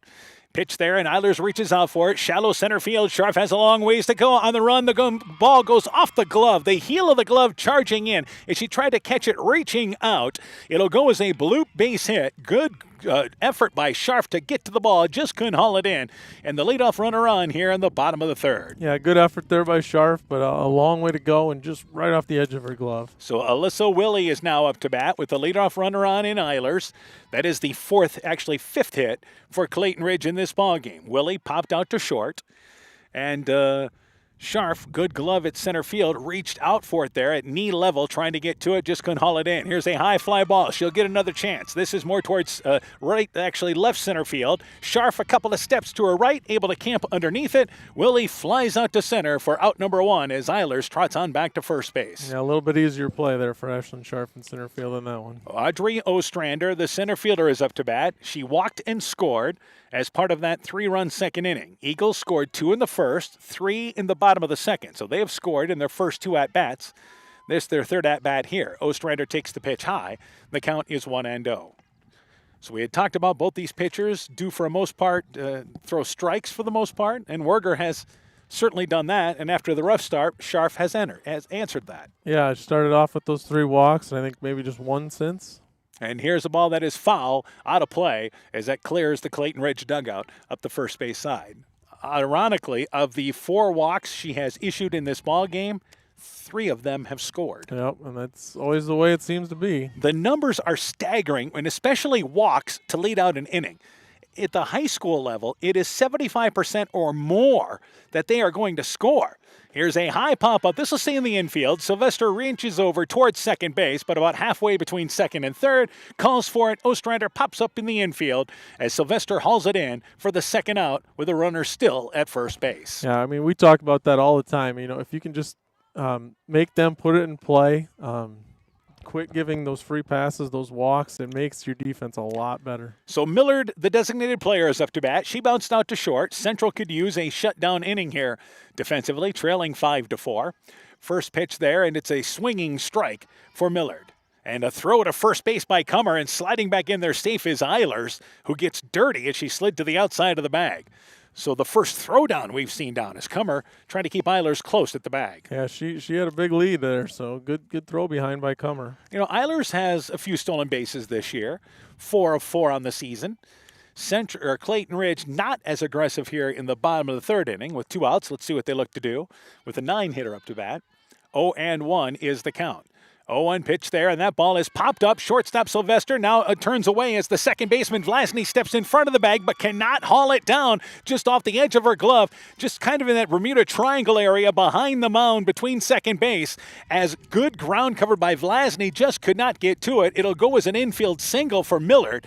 2 on with 2 outs now for Clayton Ridge in the top of the lineup with Kira Felder. Yeah, like I said, just in no man's land, and it looked like it was maybe off the end of the bat. Probably some strange side spin on that too. Just a really tough play. So Felder is 0 for 1, walked and scored, but then was called out on interference at the plate.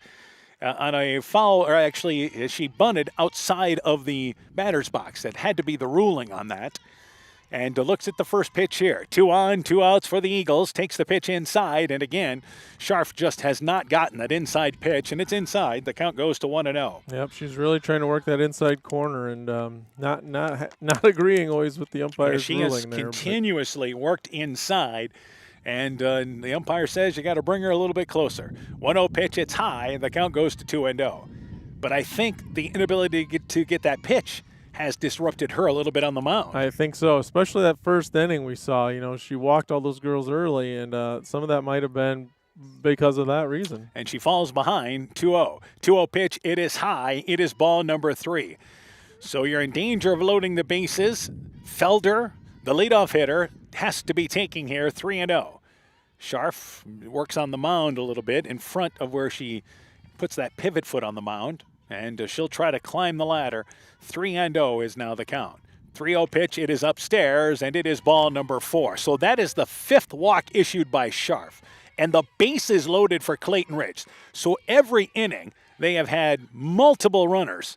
And this is another opportunity to score with 2 outs. Remember, they scored their 3 runs with 2 outs back in the second inning. And it was this batter that got that going. Alyssa Sodawasser has scored 2 runs, walked and singled and scored, takes the pitch high, and the count is 1-0. She singled in a run to start things in the second inning. And then Deitmeyer and Millard, who are waiting to get a chance here perhaps, had back-to-back doubles, and the Eagles lead 5-4. Bases loaded here in the bottom of the third inning. 1-0 pitch, Sodawasser fouls it there just off the box, and it'll go up the third base side, foul, and the count goes to a ball and a strike. Scharf needing a strike there and got it. Yeah, that would have been a tough sledding if she would have fallen behind 2-0 there. 1-1. Scharf on the mound. Bases loaded for Clayton Ridge. They left 2 in scoring position in the first. 1-1 pitch, it's low in the dirt, and the count goes to 2-1. We mentioned Caitlin Scharf as far as pitching-wise this year. Had thrown, in the last reported stats, 15 innings, and had walked 6 in those 15 innings. Yeah, very uncharacteristic what we've seen tonight out of her. 2-1 pitch to Sodawasser. It is inside, and the count goes to 3-1. So now she has walked 5 and in danger of walking 6 already in this ball game. And the count goes to 3-1. Sodawasser, again, will look at a good pitch to hit. Hitter's count. 2-0, 3-1. She's got a 3-1 count looking right at her. 3-1 pitch to Sodawasser. Fouls it back. Says Scharf delivering a strike. Count goes to full. What's the old saying here? Start the merry-go-round. With runners, bases loaded, 3 balls, 2 strikes, get 'em moving. Everybody's going to get a couple of extra steps with a count 3 balls and 2 strikes.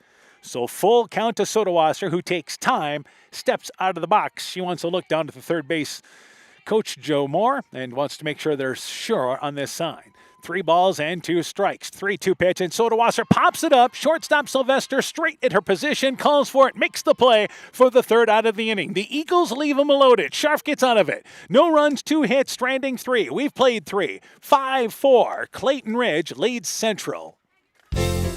The Woodland Eye Clinic in Elkader and West Union are proud sponsors of high school sports. We are committed to bringing our patients the highest level of total eye care with detailed one-on-one attention.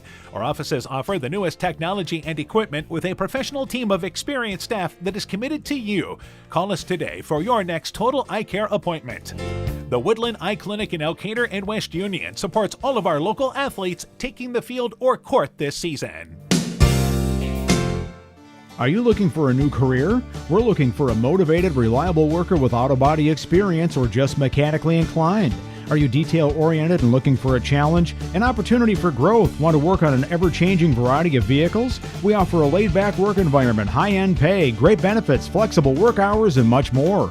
Qualified candidates can expect high-end compensation. You won't be disappointed. Call Bob at Top Gun Customs to learn all the details. 563-964-9899. Warrior Eagle Softball is brought to you in part by Agent Lanny Keel, your New York Life Insurance Company agent in Garnavillo. Rise and Shine Nutrition on West Bridge Street in Elkader.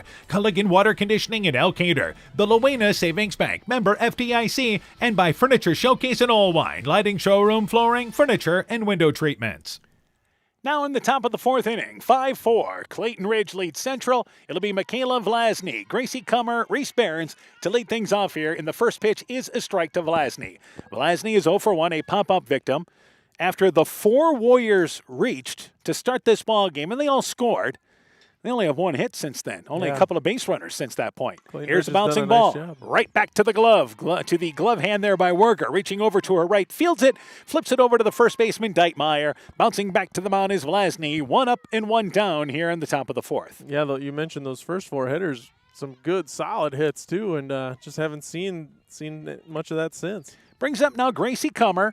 Kummer lined out to short her last at-bat, so she is 0 for 1. Central has 4 runs, 4 hits in this ball game. They have not committed an error. First pitch to Kummer, slow bouncing ball, tough play. Third baseman reaching over his Eilers, throw across the diamond, fielded it well, reaching over to her left. Kummer bounces out to third for out number 2. Tough play because for the shortstop, that's a long ways to go. But that's the third baseman's ball, and Eilers got the beat on it. Yep, kind of in between them, but third baseman Eilers did a nice job of taking charge and firing across the diamond. So Reese Barons is up to bat. The 5 through 9 hitters right now for Central in this ball game are 0 for 9 and have reached base once so far. So Werger on the mound has done an outstanding job dealing with the bottom of the lineup. Reese Barons safe on an error. She was the one warrior that reached. Takes the pitch inside, and the count is 1-0. I think that's kind of been the difference. Clayton Ridge has had a few girls from their bottom of their order getting on base. Eagles lead 5-4. 1-0 pitch to Barons is outside, and the count goes to 1-1. Joe Gibbs, our home plate umpire, has been very consistent tonight behind the plate, and as a pitcher, that's all you can ask for. You know where the strike zone is. 2-0 is now the count. And 2-0 pitch to Barons. Hits a bouncing ball. Goes past the glove of Werger, reaching over to her left. But the shortstop, Willie, charges it. Throws a strike across the diamond to Deitmeyer. 3 groundouts. The Eagles make the routine plays, and Central goes down in order. We go to the bottom of the 4th. 5-4. Eagles in the lead. The Veterans Memorial Hospital Medical Clinic is a welcome addition to Northeast Iowa, offering extended hours for more accessible care. The clinic remains open over the lunch hour and offers early Monday morning and later Thursday evening appointments for your convenience. Call 568-5530 to schedule your appointment today. Veterans Memorial Hospital Medical Clinic. New clinic, more accessible care. Exceptional caring people. Veterans Memorial. This is Michael Erickson at Central State Bank. We provide a complete line of lending services to help you get the best out of life. From home mortgages and equity loans to vehicle and personal loans, we have expert lending professionals who will work with you to provide options to address your needs. At Central State Bank, you don't deal with a branch or department, you deal with a banker who is dedicated to you. Central State Bank, member FDIC. You love your business. You put everything into it, nurtured it so it would grow into the pride and joy it's become. It's only natural that you want to protect it with the right insurance. An insurance policy from West Bend is the best way to keep it happy, healthy, and profitable. We'll wrap it in the cozy warmth of the silver lining. To find out how West Bend can protect your business, contact Tom Gifford, Kevin Lau, or Michael Beck, agents with Gifford Insurance Agency in Elkader at 245-1360. We are now here in the bottom of inning number 4, and the score 5-4. Clayton Ridge in the lead. Camden Deitmeyer, Amira Millard, and Lola Reimer 3, 4, and 5 to lead things off for the Eagles with a 5-4 lead after they fell down 4-0 in the top of the first inning. So Deitmeyer has reached base twice, takes the pitch high, upstairs, and away. The count is 1-0. Deitmeyer walked in the first inning, but doubled in a run in the second inning in a ball that hit the top of the fence in left field, left center field, right in front of us, and then just fell down right in front of the fence. So it didn't get the hometown bounce. Bouncing ball, third baseman Scharf stays down on it. Good glove at third. Deitmeyer bounces out to third as Scharf makes the throw across the diamond. 1 up, 1 down here in the bottom of the 4th. Yeah, nice play by Scharf. Kind of an in-between hop, but handled it real well and strong throw across. Brings up Amira Millard, the catcher. Millard is 1 for 2, popped out to short and doubled in a run. As a matter of fact, that double, the difference in the game right now, as Clayton Ridge scored those 3 runs in the bottom of the 4th inning. So we've kind of settled in to a ball game that got off to a rough start defensively for Clayton Ridge, pitching-wise for Central, and swinging through that first pitch is Millard, and the count is 0-1. Nice softball game shaping up here today in Garnavillo. Yeah, like you said, a little rough to start, but both teams have really settled in and played some good softball since that first inning. And working here again is Scharf.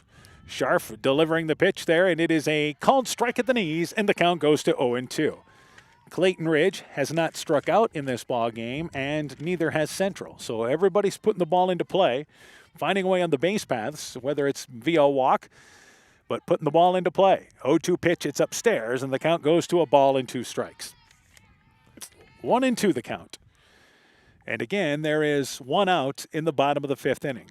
I would say our breeze has picked up a little bit, more towards left field. It's still got that breeze kind of pushing out from right to left field. Yeah, I think if you get one in the air to left field, it'll Bouncing help ball off the end of the bat. The shortstop, Sylvester, has a handcuff her. If she rolls over a couple of steps to the left, couldn't come up with it cleanly. An error charged on the play as that ball moved over to the left, and she caught it in between the hop. Didn't catch it. It's an error, and that is the first defensive mistake for Central in this ball game, and a 1-out base runner for the Eagles. Brings up Lola Reimer, now the right fielder. Reimer is 1 for 2 with a base hit to drive in 2 runs and bounced out to short. And the first pitch there, and Reimer hits a bouncing ball. Good hop to handle for Scharf. Goes to second base. They get the lead off there. The turn to first base. Double play. 5-4-3. Score it right there. Good play by the Warriors on the corners. And that does it for Clayton Ridge. No runs, no hits. They end up leaving nobody. We've played 4. 5-4. Eagles in the lead. Find the perfect gift for birthdays, weddings, and anniversaries at Clayton Drug in Elkader, Strawberry Point, and Sumner. Each store is unique in its own character and design, but all have gift items that would be the perfect gift. Clayton Drug is proud to carry many name brand lines such as Mud Pie, Young Living Oils, Greenleaf Candles, Melissa and Doug Educational Toys and Gifts, CJ Gibson, and many more. Check our Facebook page for shopping specials available at each location. Clayton Drug, connecting the communities of Elkader, Strawberry Point, and Sumner to service all in between. No trip to Northeast Iowa is complete without a visit to the Turkey River Mall in Elkader. Browse and shop through 4 levels with over 14,000 square feet of purely unique shopping.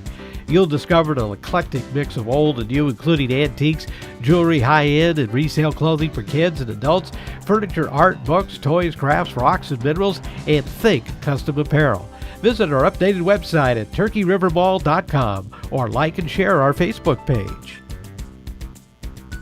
Warrior Eagle Softball is brought to you in part by Norby's Farm Fleet in Northeast Iowa, Guttenberg Municipal Hospital and Clinic. Check out career opportunities at guttenberghospital.org. Bruins and James Insurance, your Grinnell Mutual agent in Monona. RGK Portable Building, serving Northeast Iowa and Southwest Wisconsin. Bacon Concrete and Post Fill, and by Rivals Inc. Custom gear, screen printing, embroidery, and online shopping at rivalsinc.com. This is KEDR AM and FM.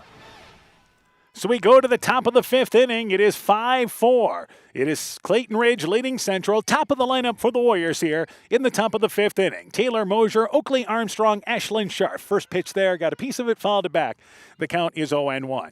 That 5-4-3 double play, the ground ball hit to Delaney Scharf, but let's give some props to the turn in the middle of the infield to Michaela Vlasny at second, who then went to first over to Mosier. Yeah, did a great job. Not always easy with that runner bearing down on you, but she did a nice job and strong throw to first to complete that double play. So Taylor Mosier doubled and scored, takes the pitch inside there, and the count goes to 1-1. As, again, Scharf hasn't gotten that pitch on the inside for Central, and Werger doesn't get that pitch on the inside either. 1-1 is the count. Mosier also lined out to center field. So she's hit the ball well, her 2 times up. This is the 3rd time through the lineup for Central. And here's this ball line. Shortstop Willie reaching over, makes the play, reaching over to the left towards second base. Willie got a good jump on it. Mosier hit it hard, lines to the shortstop for out number 1. Yeah, like I said, great jump there, and that's the reason she was able to make that play. If she gets a little bit of a later jump, I don't think she makes that. She ends up near second base, making that play. So Oakley Armstrong is the right fielder up to bat. Armstrong safe on an error and scored, and safe on a fielder's choice. So she's been on base twice and scored a run. Takes the pitch there. It's a strike, and the count is 0-1. Werger, in the first 4 batters, gave up 2 doubles and a home run. She has only given up 1 hit since. Yeah, really done a nice job since those first 4. 0-1. It's like the Warriors had her timed up, had the pitching machine set perfectly with what they wanted. 0-1 pitch, trying to bunt, and Armstrong reached out for a pitch in the dirt and actually bunted it off the ground. It's a foul ball, and the count goes to 0-2. She was trying to bunt for a base hit, but that pitch, again, was a ball, and it was a foul ball. She's fortunate that she was in the box when she hit that pitch. Yeah, that one you got to let go. I know she's trying to catch him by surprise and bunt for a hit there, but let that one Let that one go. 0-2 is now the count. So Werger gets ahead and now delivers the 0-2 pitch. An Armstrong bouncing ball, backhanded by the third baseman Eilers. Long throw across the diamond to Deitmeyer. Good stretch there.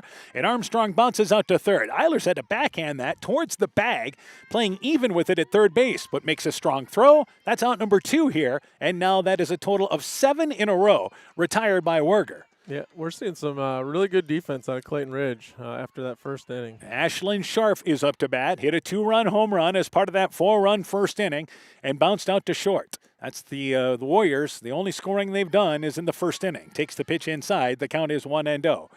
But Ashlyn Scharf does have that ability, by the way, to tie the game in one swing of a bat. And will work once again with the count. And the 0-1 pitch, and that is fouled, actually the 1-0 pitch, fouled up the third base line, and it's a ball and a strike. I think her eyes got big on that one. A little bit elevated. Another one she may be able to lift over the fence. Always a good night to watch a game in Garnavillo. The baseball field more so than the softball field, but plays a lot like Wrigley Field, where the wind is either blowing straight out or in. Tonight it would be blowing in at the baseball field. 1-1 is the count to Scharf. Takes it inside, and that pitch misses, and it's 2 balls and a strike. But the softball field sits a little higher than what the baseball does here up here in Garnavillo. This is where since Clayton Ridge has merged, they've played all the games up here at the Garnavillo location. It's 2 balls and a strike. 2-1 pitch to Scharf, takes it high, and the count goes to 3-1. Warriors will take a base runner any way they can here, trailing by a run now as we approach the later stages. 3 balls and a strike with 2 outs. Ashlyn Scharf figures to be one of the top hitters for the Warriors this year. Here is your 3-1 pitch, and let's say high fly ball, center field. Ostrander near the warning track, tracks it down in deep center field. Scharf flies out to center, and that does it for the Warriors. They go down in order in the top of inning number 5. We go to the bottom of the 5th. 5-4, Eagles in the lead. Hi, this is Cody from Torkelson Motors in Elgin and Walk-On. At Torkelson Motors, we believe that student involvement in activities is a great way to help grow our communities, and we are proud to help sponsor this game for your enjoyment. We've been serving Northeast Iowa since 1926 and appreciate the business that our customers have given us and the support they provide to our area schools and communities. So the next time you're in need of a new or used vehicle or a repair, stop into Torkelson Motors. We've been selling cars the old-fashioned way with a friendly smile and a handshake right here next door in Elgin and Walk-On. At Almaquee Clayton REC, we provide more than energy. We also provide ideas to help keep you safe, especially during planting season. If your equipment contacts a power line, back away. When you can't back away, call or radio for help. If you must jump clear of the equipment, do not touch the ground and the equipment at the same time. Report potential power line hazards today. At Almaquee Clayton REC, we care about keeping you safe. That's the power of human connections. Almaquee Clayton REC, your touchdown energy cooperative. When making up a to-do list, don't forget to include servicing your car at Edie's AC Delco Service Center in Garnavillo. Your car should have the best care, and Edie's will make sure of it. Stop in or call 964-2186 to make an appointment. Tires worn out? Well, Edie's can replace them. Need a tow? Call Edie's at 964-2186. Kay, Lynn, and Todd invite you to stop by and fill your car's tank with fuel at Edie's AC Delco Service Center in Garnavillo. Edie's open 7 a.m. Mondays through Saturdays. So we go to the bottom of inning number 5. It is 5-4. Clayton Ridge leading Central. Madison Eilers, Alyssa Willie, Audrey Ostrander. First pitch is popped up. First baseman Mosier gets to the Clayton Ridge, actually the Central dugout up the first base side. It is foul out of play, and the count goes to 0-1. So Caitlin Scharf in her 5th inning of work. Clayton Ridge scored 2 runs in the bottom of the first, 3 in the bottom of the second. Again, Central scored all their runs in the top of the first inning, but nobody has scored since the second inning, and Clayton Ridge leads 5-4. Bouncing ball that is foul up the third base line by Eilers. Eilers is 1 for 2, flew out to center field and singled in the third inning, but was left stranded at third base. The Eagles had the bases loaded in the bottom of the third inning, but did not pick up anything. So here we are in the bottom of the 5th inning. Every inning, the Eagles have had a pitcher down in the bullpen. Yeah, I was noticing that too. I don't know if they're just trying to keep her loose in case or what the deal is. But And 0-2 is the count to Eilers. 0-2 pitch inside below the knees, and it's a ball and 2 strikes. So 1-2 is now the count. This is our first softball matchup of the season. Such a short season. We start tournaments in late June now. So there's going to be teams that are eliminated by the 4th of July. And a pitch upstairs there, and the count goes to 2 balls and 2 strikes. Yeah, it goes quick. And then especially, if these girls play golf or track or soccer or anything like that, they miss a lot of their early part of the season as well. Yeah, Clayton Ridge has soccer, so you had some girls there that get a late start. If you have success in golf, makes things even more of a challenge. 2-2 pitch upstairs, count goes to 3 balls and 2 strikes. No strikeouts recorded by Caitlin Scharf, and she has walked a total of 5 batters in this game. We mentioned she had 6 walks total coming in for Central, and they had played 6 games coming into this ball game tonight. So 3 balls and 2 strikes. Doesn't want to start out the inning because the Eagles are up by a run, and they have been aggressive on the base pass. 3-2 pitch, bouncing ball, shortstop Sylvester fields it up near second base to her left. Low throw, but a good stretch by Mosier. Eilers bounces out to short for out number 1, and Sylvester, good beat on that ball. She makes the play near second base. Yeah, good range. She had to go almost all the way to second base to get that one, and then plant and make a strong throw to first. Alyssa Willie, the shortstop, is up to bat. Willie is 0 for 2. She has popped out to short and flew out to center field. Leadoff runner retired, and that is only the 2nd inning in a row that the Warriors have retired the leadoff hitter. Only 2 innings in this ball game. Pitch to Willie outside, and the count goes to 1-0. So the Eagles were only retired in order once. That was in the 4th inning, and it took a double play. Yeah. Otherwise, they have had a lot of traffic. Yep. Eagles have stranded 5 on the base paths. Central has stranded 2. 1-0-1 pitch. The first pitch was actually called a strike. The 0-1 pitch is inside, and the count goes to 1-1. So evened up at a ball and a strike. And the leadoff runner retired in the bottom of the 5th inning. 5-4, Eagles in the lead. 1-1 pitch, and that ball is popped up. Second baseman, and that is Vlasny. Ranging towards second base, gets underneath the pop-up, makes the play for out number 2. Infield pop-up, Vlasny tracked it down easily. 2 up and 2 down here in the bottom of the 5th. Yeah, Central looking for a nice quick inning for themselves after Clayton Ridge did that to them last inning. Audrey Ostrander is up to bat. Ostrander walked and scored and popped out to short. So there are 2 outs now here in the bottom of this 5th inning. And here is the pitch to Ostrander. Fouls it down the left field line. Foul well in front of that one. The count is 0-1. Ostrander is the number 8 spot in the lineup for Clayton Ridge here. So bottom of the 5th inning. Warriors only have 1 error defensively, and they've made a couple of routine plays this inning. So they've done the job defensively. And here is the pitch to Ostrander, and way ahead of that one. Fouls it down the left field line, out of play. And the count goes to 0-2. Yeah, just a few walks hurt him in that first inning, and then a couple big hits in that 2nd inning. We were talking earlier about the Upper Iowa Conference, North Fayette Valley. They figure to be one of the better teams in the Upper Iowa Conference this year. Neither one of these teams have seen NFV yet this year.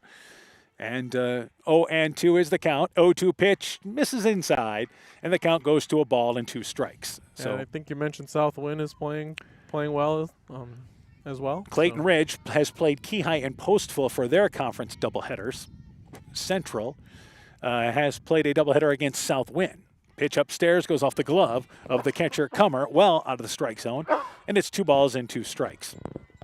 So you have West Central does have a softball team, doesn't have a baseball team, so you'll play 16 conference games. So these teams are very early into the conference schedule. Yeah, we've got a lot to figure out yet. Clayton Ridge has played 4 conference games. Central's only played 2. And again, our count is 2 balls, 2 strikes. And again, Ostrander well ahead of that, over the dugout, up the third base side, and it goes to 2 balls and 2 strikes still. We're evened up. So 2-2 is now the count. Turkey Valley will be all right in the conference, but so many teams are just searching and just hoping to get consistent pitching, make the routine plays defensively. I think we're going to see a lot of games. We mentioned this about baseball the other night.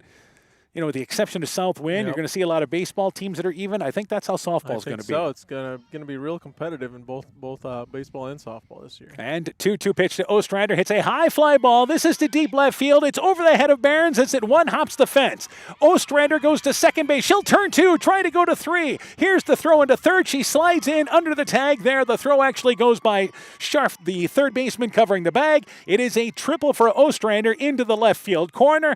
She kept on getting ahead it, and that time found a pitch to drive. Yeah, did a nice job. One hop the fence, and with her speed, gets to third fairly easily. And she did not hesitate rounding second base.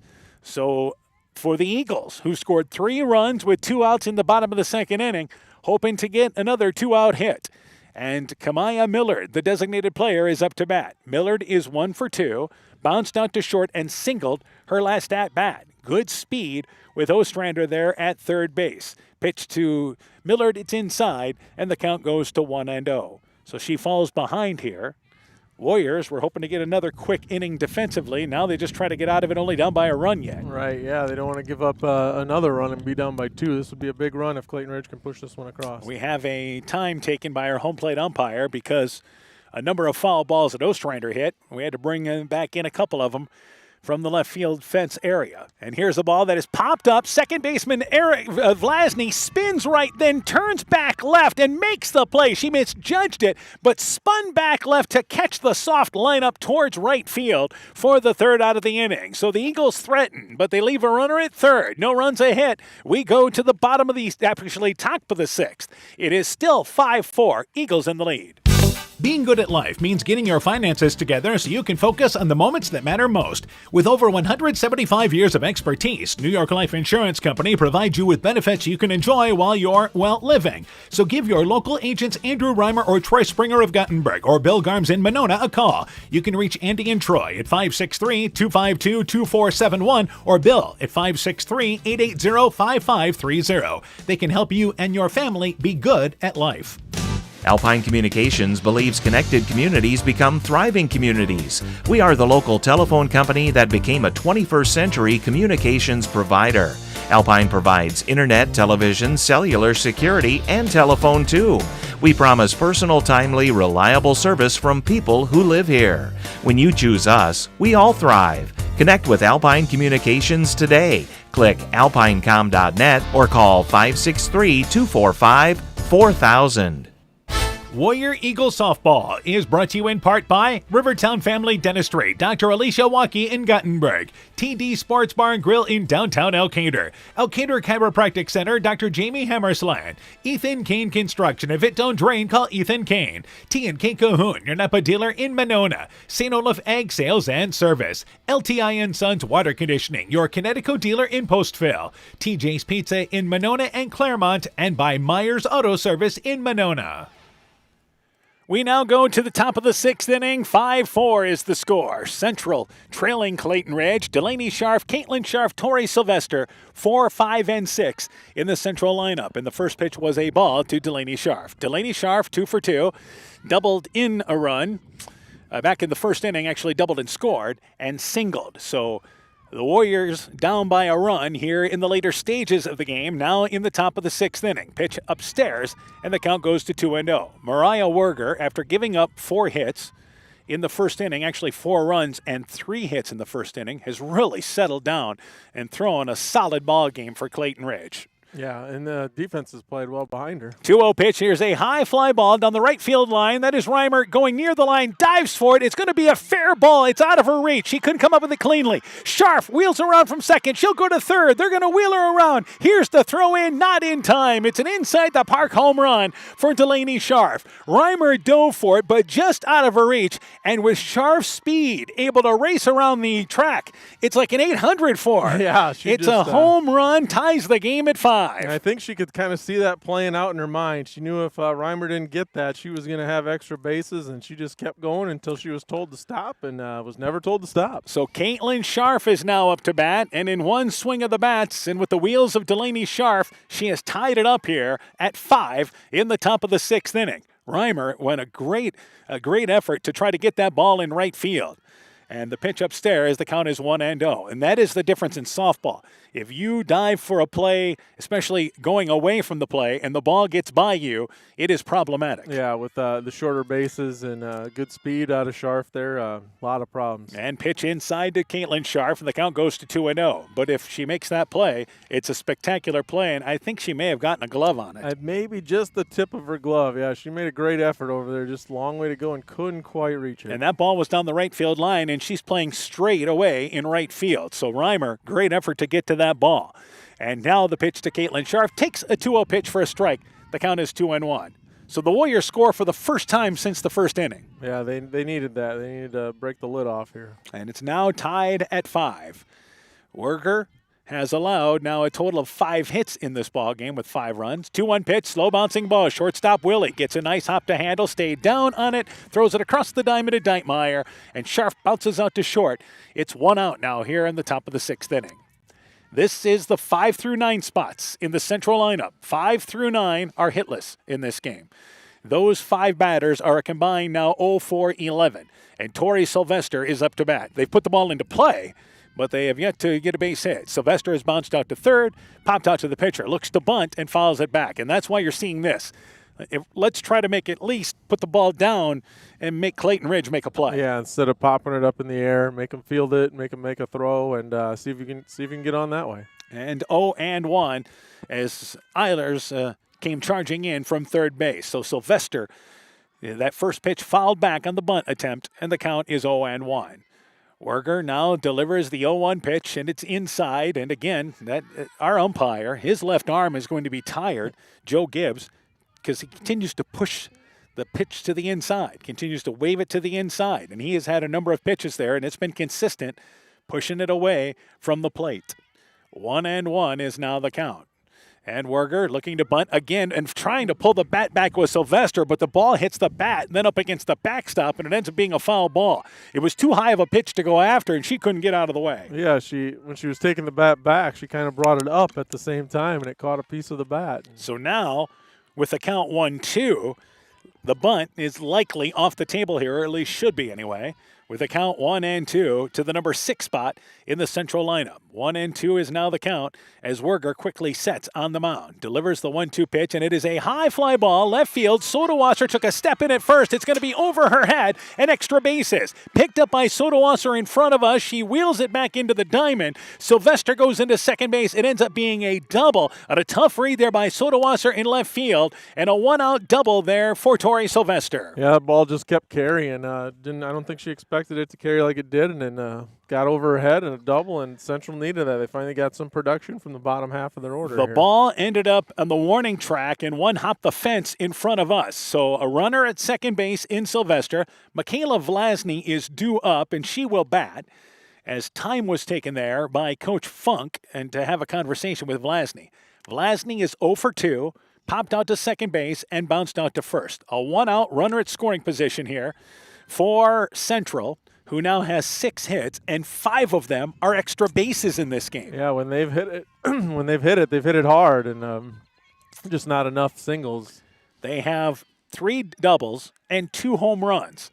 So time taken. We do not have a courtesy runner or anything. Vlasny's up to bat. That was a lengthy time as our home plate umpire. He ended up cleaning off the plate, I believe, in that time frame. Doing a little work around the batter's boxes, it looked like. So Vlasny now looks to square to bunt, pulls things back. Sylvester trying to go to third. She draws the throw. It gets by the third baseman, Eilers, and Sylvester, who was heading back to second base, will then advance to third on the air on the low throw that Eilers could not dig out. Yeah, again, putting pressure on the defense, and pays off for the Warriors here. So Vlasny was squaring to bunt, but bluffing all the way as Sylvester was going to try to steal third, but Sylvester realized she didn't have a good jump. She stopped, but the throw goes underneath the glove of Eilers and deep enough into the outfield to let Sylvester advance to third base. 1-0. Vlasny squares to bunt again, takes the pitch high, and the count goes to 2-0. So now Central plays for a chance to get the lead here in the top of the 6th. Yeah, maybe looking for a safety squeeze or something like that. But the Eagles make a decision. Eilers is deep of the bag at third base, not even with a bag, not expecting a bunt. I guess Werger is going to take care of that side of the field. 2-0 pitch, Vlasny takes it inside. The count goes to 3-0 right now. And now she's probably taken. I would think so. So the bottom of the lineup, as we mentioned for Central, had put the ball into play, but now getting some production out of it, and that bottom of the lineup can very well give them the lead here in the top of the 6th inning. Vlasny 3-0 and looks to me like she's going to square to bunt, but bluffing all the way. Takes it. It's a strike on the outside corner.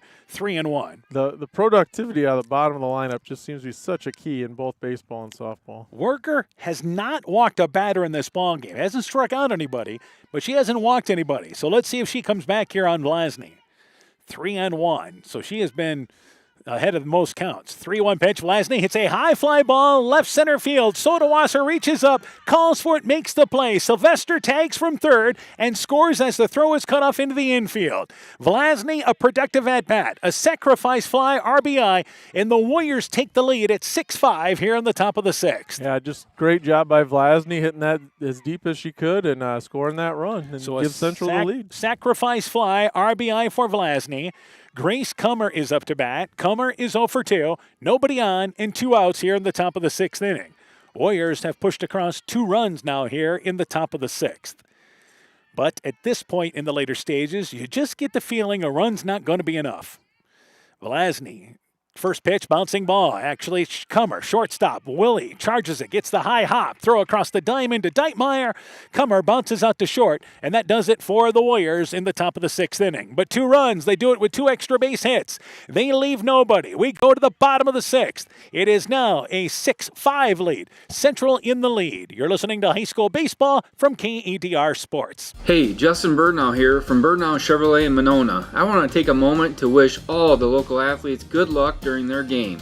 You have worked incredibly hard and it shows during each game. Myself and the entire Birdnow Chevrolet Monona team is wishing you all that you do your best and good luck.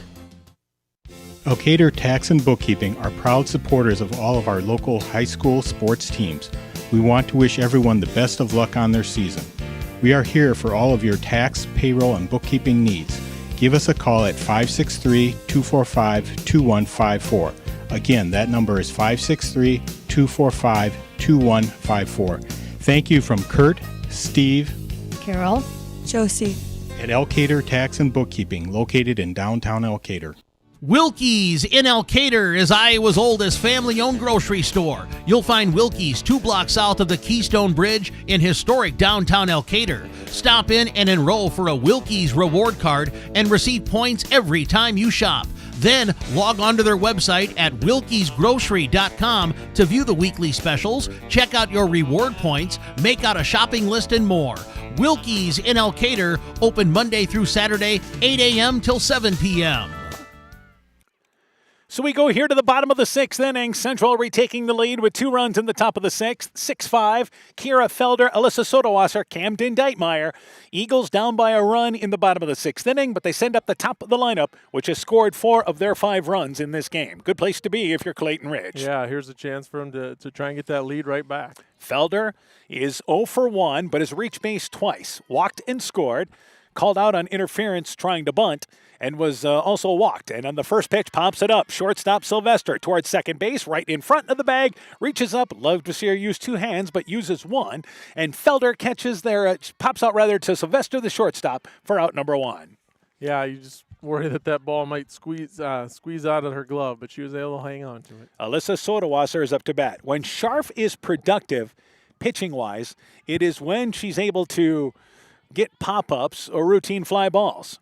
As Sodawasser is up to bat, Sodawasser is 1 for 2, walked and scored, singled in a run as part of that 3-run second inning, and later scored.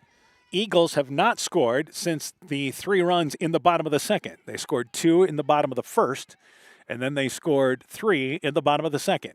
Pitch upstairs, and the count goes to 2-0. Neither pitcher has a strikeout in this ball game, so team's doing a good job putting the ball into play. Yep, just kind of like we talked about at the beginning of the show. Neither is overpowering, but going to throw a lot of strikes and make the other team put it in play. Falling behind 2-0. 2-0 pitch, bouncing ball, shortstop Sylvester gets a good hop, stays down right on it, throws it over to Mosher, and it's 2 up. Couple of plays by the shortstop Sylvester, caught the pop-up for out number 1, and a ground out to short for out number 2. Yep, she's been busy this game, and she's been pretty solid there as well. Camden Deitmeyer is up to bat. Deitmeyer has reached base twice. Walked in the first inning, doubled in a run in the second and scored, and she bounced out to third. So with 2 outs, this is if you're Central. Deitmeyer being up to bat with nobody on is a really good thing. Yeah, that's what you want. And first pitch there to Deitmeyer takes a good, healthy cut, but the head was turned. And the count is 0-1. She was trying to tie it up right then and there. Yep, and she's quite capable of doing that too. That double did everything but go out of the ballpark as it hit the top of the fence. 0-1 is now the count. So Deitmeyer awaits the pitch from Scharf. Caitlin Scharf, the 0-1 pitch there, pitch at the knees, and that's a called strike. Cut the inside corner, count goes to 0-2. Even though the count is 0-2, I don't think Deitmeyer will be cheated. No, I think she's still going to take a healthy cut. 0-2 as Scharf with 2 outs, hoping for a 1-2-3 inning. And delivers now the 0-2 pitch. Deitmeyer takes it too far inside, and it goes to a ball and 2 strikes. The only 1-2-3 inning was back in the bottom of the 4th inning. That was a double play that ended the inning, the 5-4-3 double play. That was turned around the diamond there. And 1-2 is now the count to Deitmeyer.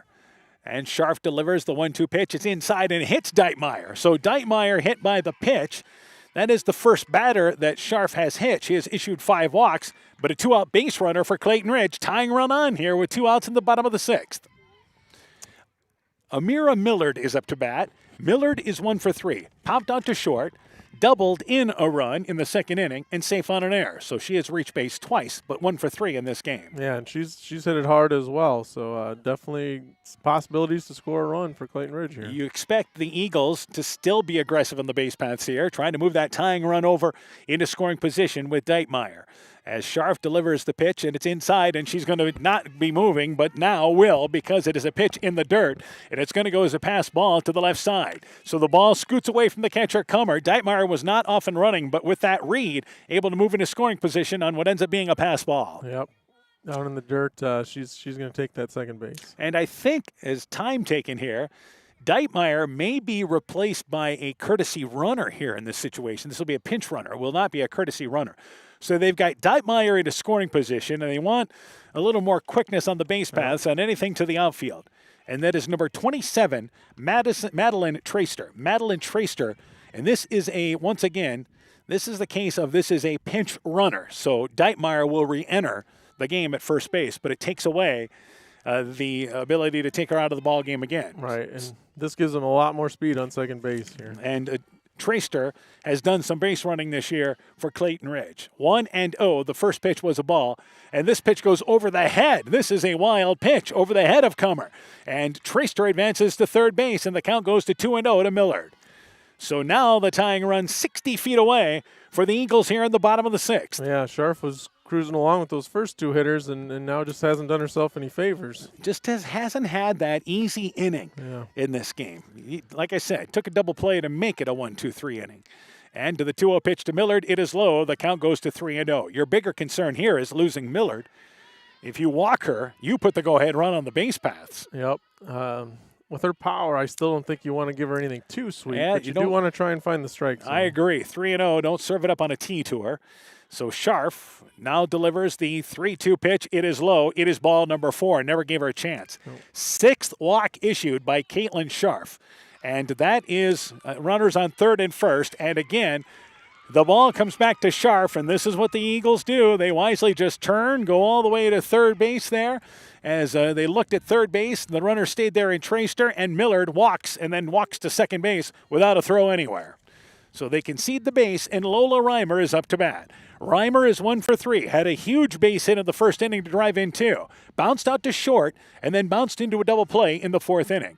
But there's 2 in scoring position with 2 outs in the bottom of the 6th inning. First pitch there, it is low and inside, and the count goes to 1-0. And again, that inside pitch just isn't there. Yeah, it just seems like Scharf has streaks where she just kind of loses the strike zone for a couple hitters here and there. And this is some trouble here in the bottom of the 6th inning. 1-0 pitch, and swinging through it is Reimer. It was a pitch about knee level, went after the low pitch, missed it, and the count goes to 1-1. So 6-5, Central in the lead, bottom of the 6th inning. Tying run at third base, go-ahead run at second base, 2 outs in the bottom half of the 6th inning. Scharf now delivers the 1-1 pitch to Reimer. Bouncing ball, shortstop Sylvester bobbles it. Cannot come up with it cleanly. Millard stays at third base there on the air. Reimer goes to second base, but more importantly, scoring is Traster from third. And the game now tied. The runner ran across in front of Sylvester, which likely disrupted the play a bit. But the Warriors with an error, the Eagles take advantage to tie it up. Yeah, that can be just that visual distraction running in front of you can really cause you to lose sight of the ball. Even for just that fraction of a second can make it tough. So Madison Eilers, time taken by Central here as Coach Funk comes up to bring in the infield. Heads up base running by Reimer.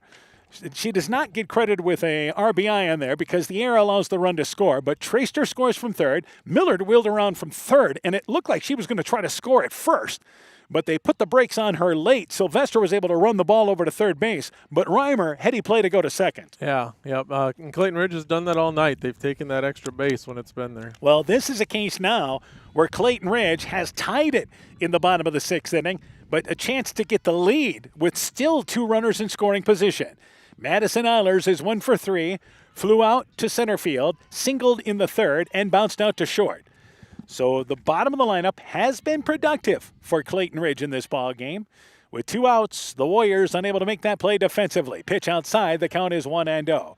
Heads up timeout taken by Coach Funk. Yeah, I think a good timeout there. Settle everyone down. Let them know, hey, we need just 1 out. We can get out of this and try and get that lead back at our next at bat. And again, they work here as Caitlin Scharf 1-0 and swinging through it is Eilers. That was a pitch upstairs, high part of the strike zone. Swings right through it, couldn't get to it, and the count goes to 1-1.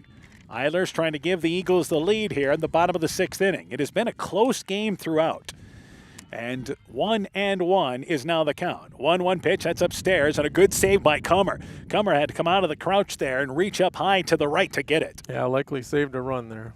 So the count goes to 2-1. Scharf falling behind, though, again on a hitter. And that has put the Eagles in some great hitting counts. 2-1 pitch, and Eilers fouls that one up against the backstop. 2 balls and 2 strikes. Scharf has evened things up. Anytime you get behind there, it always works to the hitter's advantage. Yep. You can kind of zero in on a pitch that you want and look for that specific pitch, and if you don't get it, don't swing. Count evened up. 2 balls and 2 strikes. Warriors maybe a pitch away from getting out of this inning, still with a tied ball game. After they scored in the 6th, top half, the Eagles have answered. And that pitch in the dirt, and the count goes to full at 3 balls and 2 strikes. Now first base is open, so our runners will be holding serve, but it's 3-2 now to Eilers. A lot of 3-ball counts in this game. Yeah, they've really made Scharf work. 3 balls and 2 strikes. And Scharf delivers the 3-2 pitch. It is low, and it's a wild pitch. Goes by Comer. Millard scores from third standing up. So it ends up being a wild pitch on the inside. Going all the way to second base will be Eilers, who walks. And Clayton Ridge takes the lead on what ends up being a wild pitch. Scoring from third is Millard. Reimer advances to third, and the Eagles lead 7-6. Yeah, now we've got the same situation again, but now Clayton Ridge has the lead. Well, they've scored 2 runs this inning, and helped out by 2 walks, a hit batter, and an error. So that brings up Alyssa Willie, who now looks to add insurance. Willie is 0 for 3, pitch inside, and the count goes to 1-0. Willie is popped out to short, flew out to center field, and popped out to second base.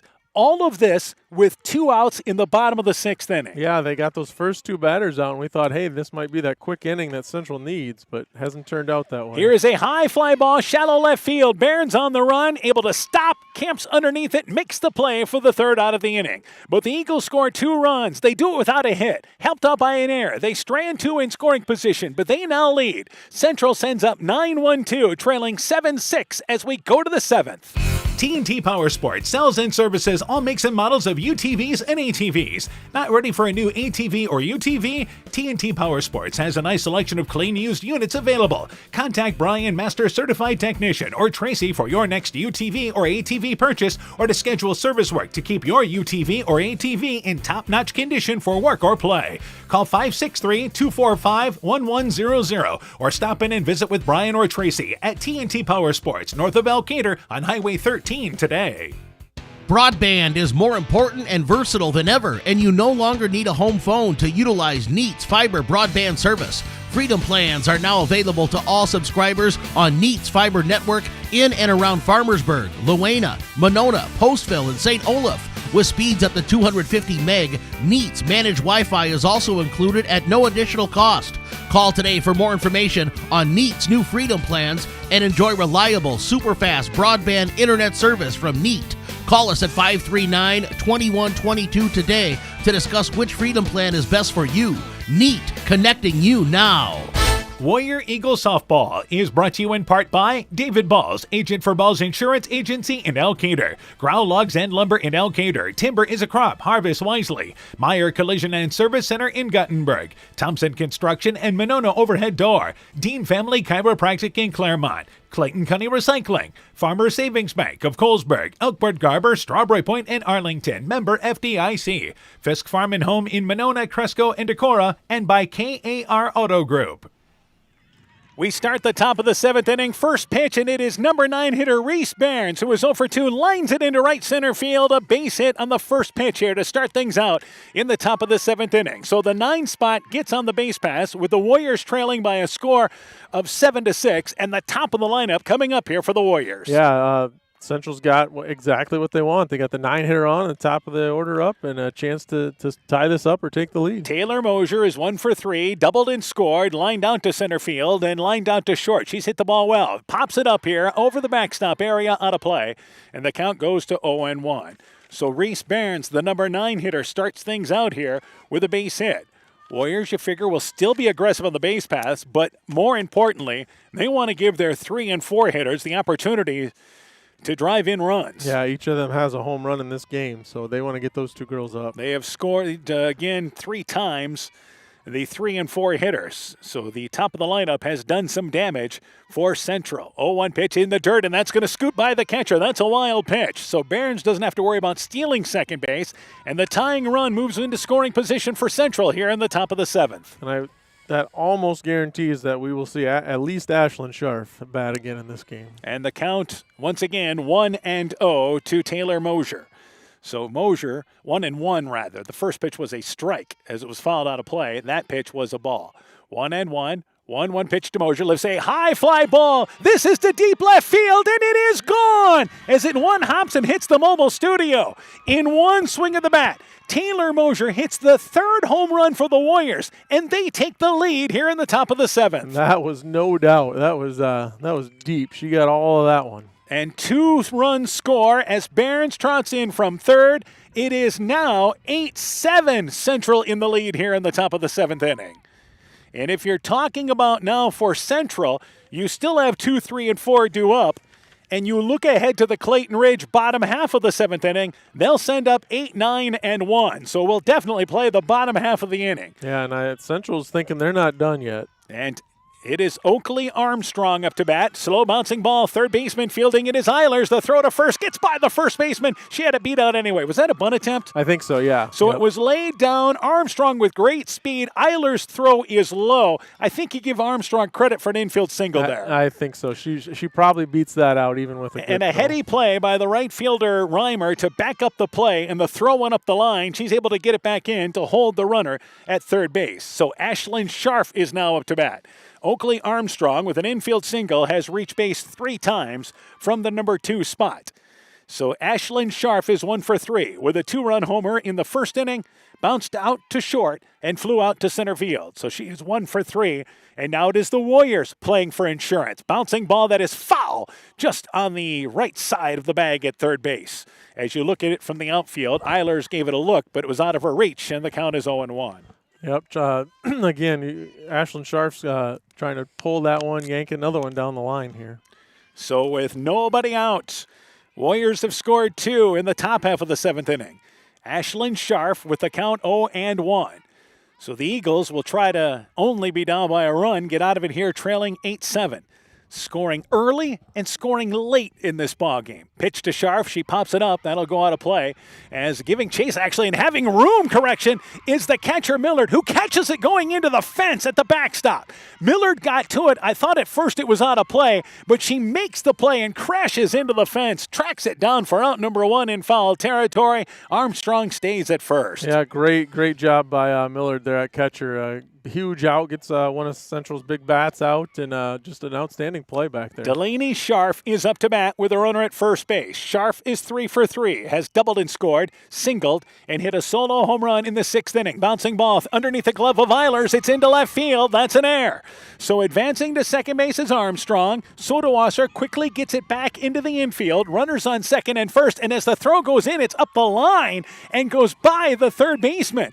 And it's going to be another error on the throw throw. So 2 errors on the play on the ground ball, then the throwback into the infield, and the Warriors have 2 in scoring position now with 1 out. Yeah, just kind of an unforced error there by Clayton Ridge. Got a little quick trying to get that ball back in. No one was looking to advance, but they were trying to get it in quick and weren't quite ready for the throw, and now the Central runners do advance. And these are the type of plays we're talking about there. The ground ball to the left there, but just making the throw back into the cutoff keeps everybody at second and first. It now takes away the force for you, and you're already trailing 8-7 here in the 7th inning.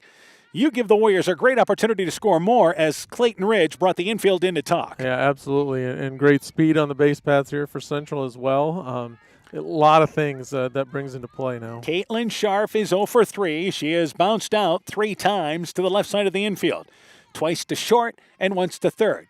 Eagles do not bring the infield in here. Pitch to Scharf, it is inside, and the count goes to 1-0. I would say they're straight up at the corners, but they are back in the middle. They're going to concede the run. Yep, they're definitely going to concede that run at third for an out. And again, this is where you've got a young team that maybe you haven't had a chance to work on a lot of these situations. 1-0 is the count as Werger delivers to Scharf. 1-0 pitch, it is inside and high. The count goes to 2-0. Clayton Ridge has committed 5 errors in this ball game, and they had an error in the first inning which allowed a run to score. So the errors were separated in the second and third inning, didn't hurt them. Right, yeah, they got around those two. 2-0 is the count to Scharf. 2-0 pitch, takes it. Here's a wild pitch. Scoots by the catcher Millard. Scoring, standing up from third is going to be Armstrong. So there's the difference of the runners moving up. 3 on the board here in the top of the 7th inning. And it's now 9-7. Central leads by 2. And moving over to third base, Delaney Scharf. Yeah, if they hit that cutoff, well, maybe now they're on second and third with that wild pitch, but you've spared at least a run. So Caitlin Scharf, 3-0 is the count. On a ground ball, Delaney Scharf, you've got great experience at third base. On anything on the ground, she has got to be moving from third base as you lead by 2 runs. Squaring to bunt, but taking the pitch all the way is Caitlin Scharf. That's a pitch in the inside that catches the knees. And the count 3-1.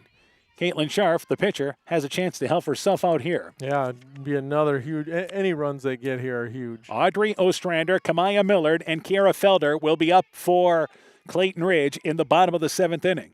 3-1 pitch, and here is a fly ball center field. Should be deep enough to score the run. Ostrander catches it in left center field. Scharf tags from third and scores standing up. So Caitlin Scharf, a productive at-bat. A sacrifice fly RBI. They have pushed across 4 runs in the inning, and it's now 10-7 Central in the lead.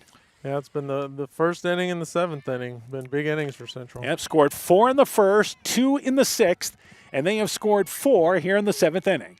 Tori Sylvester is up to bat with 2 outs. The big blast in the inning coming from Taylor Mosier, who hit a 2-run homer to give them the lead in the 7th. And boy, did she hit that thing hard, too. Pitch upstairs.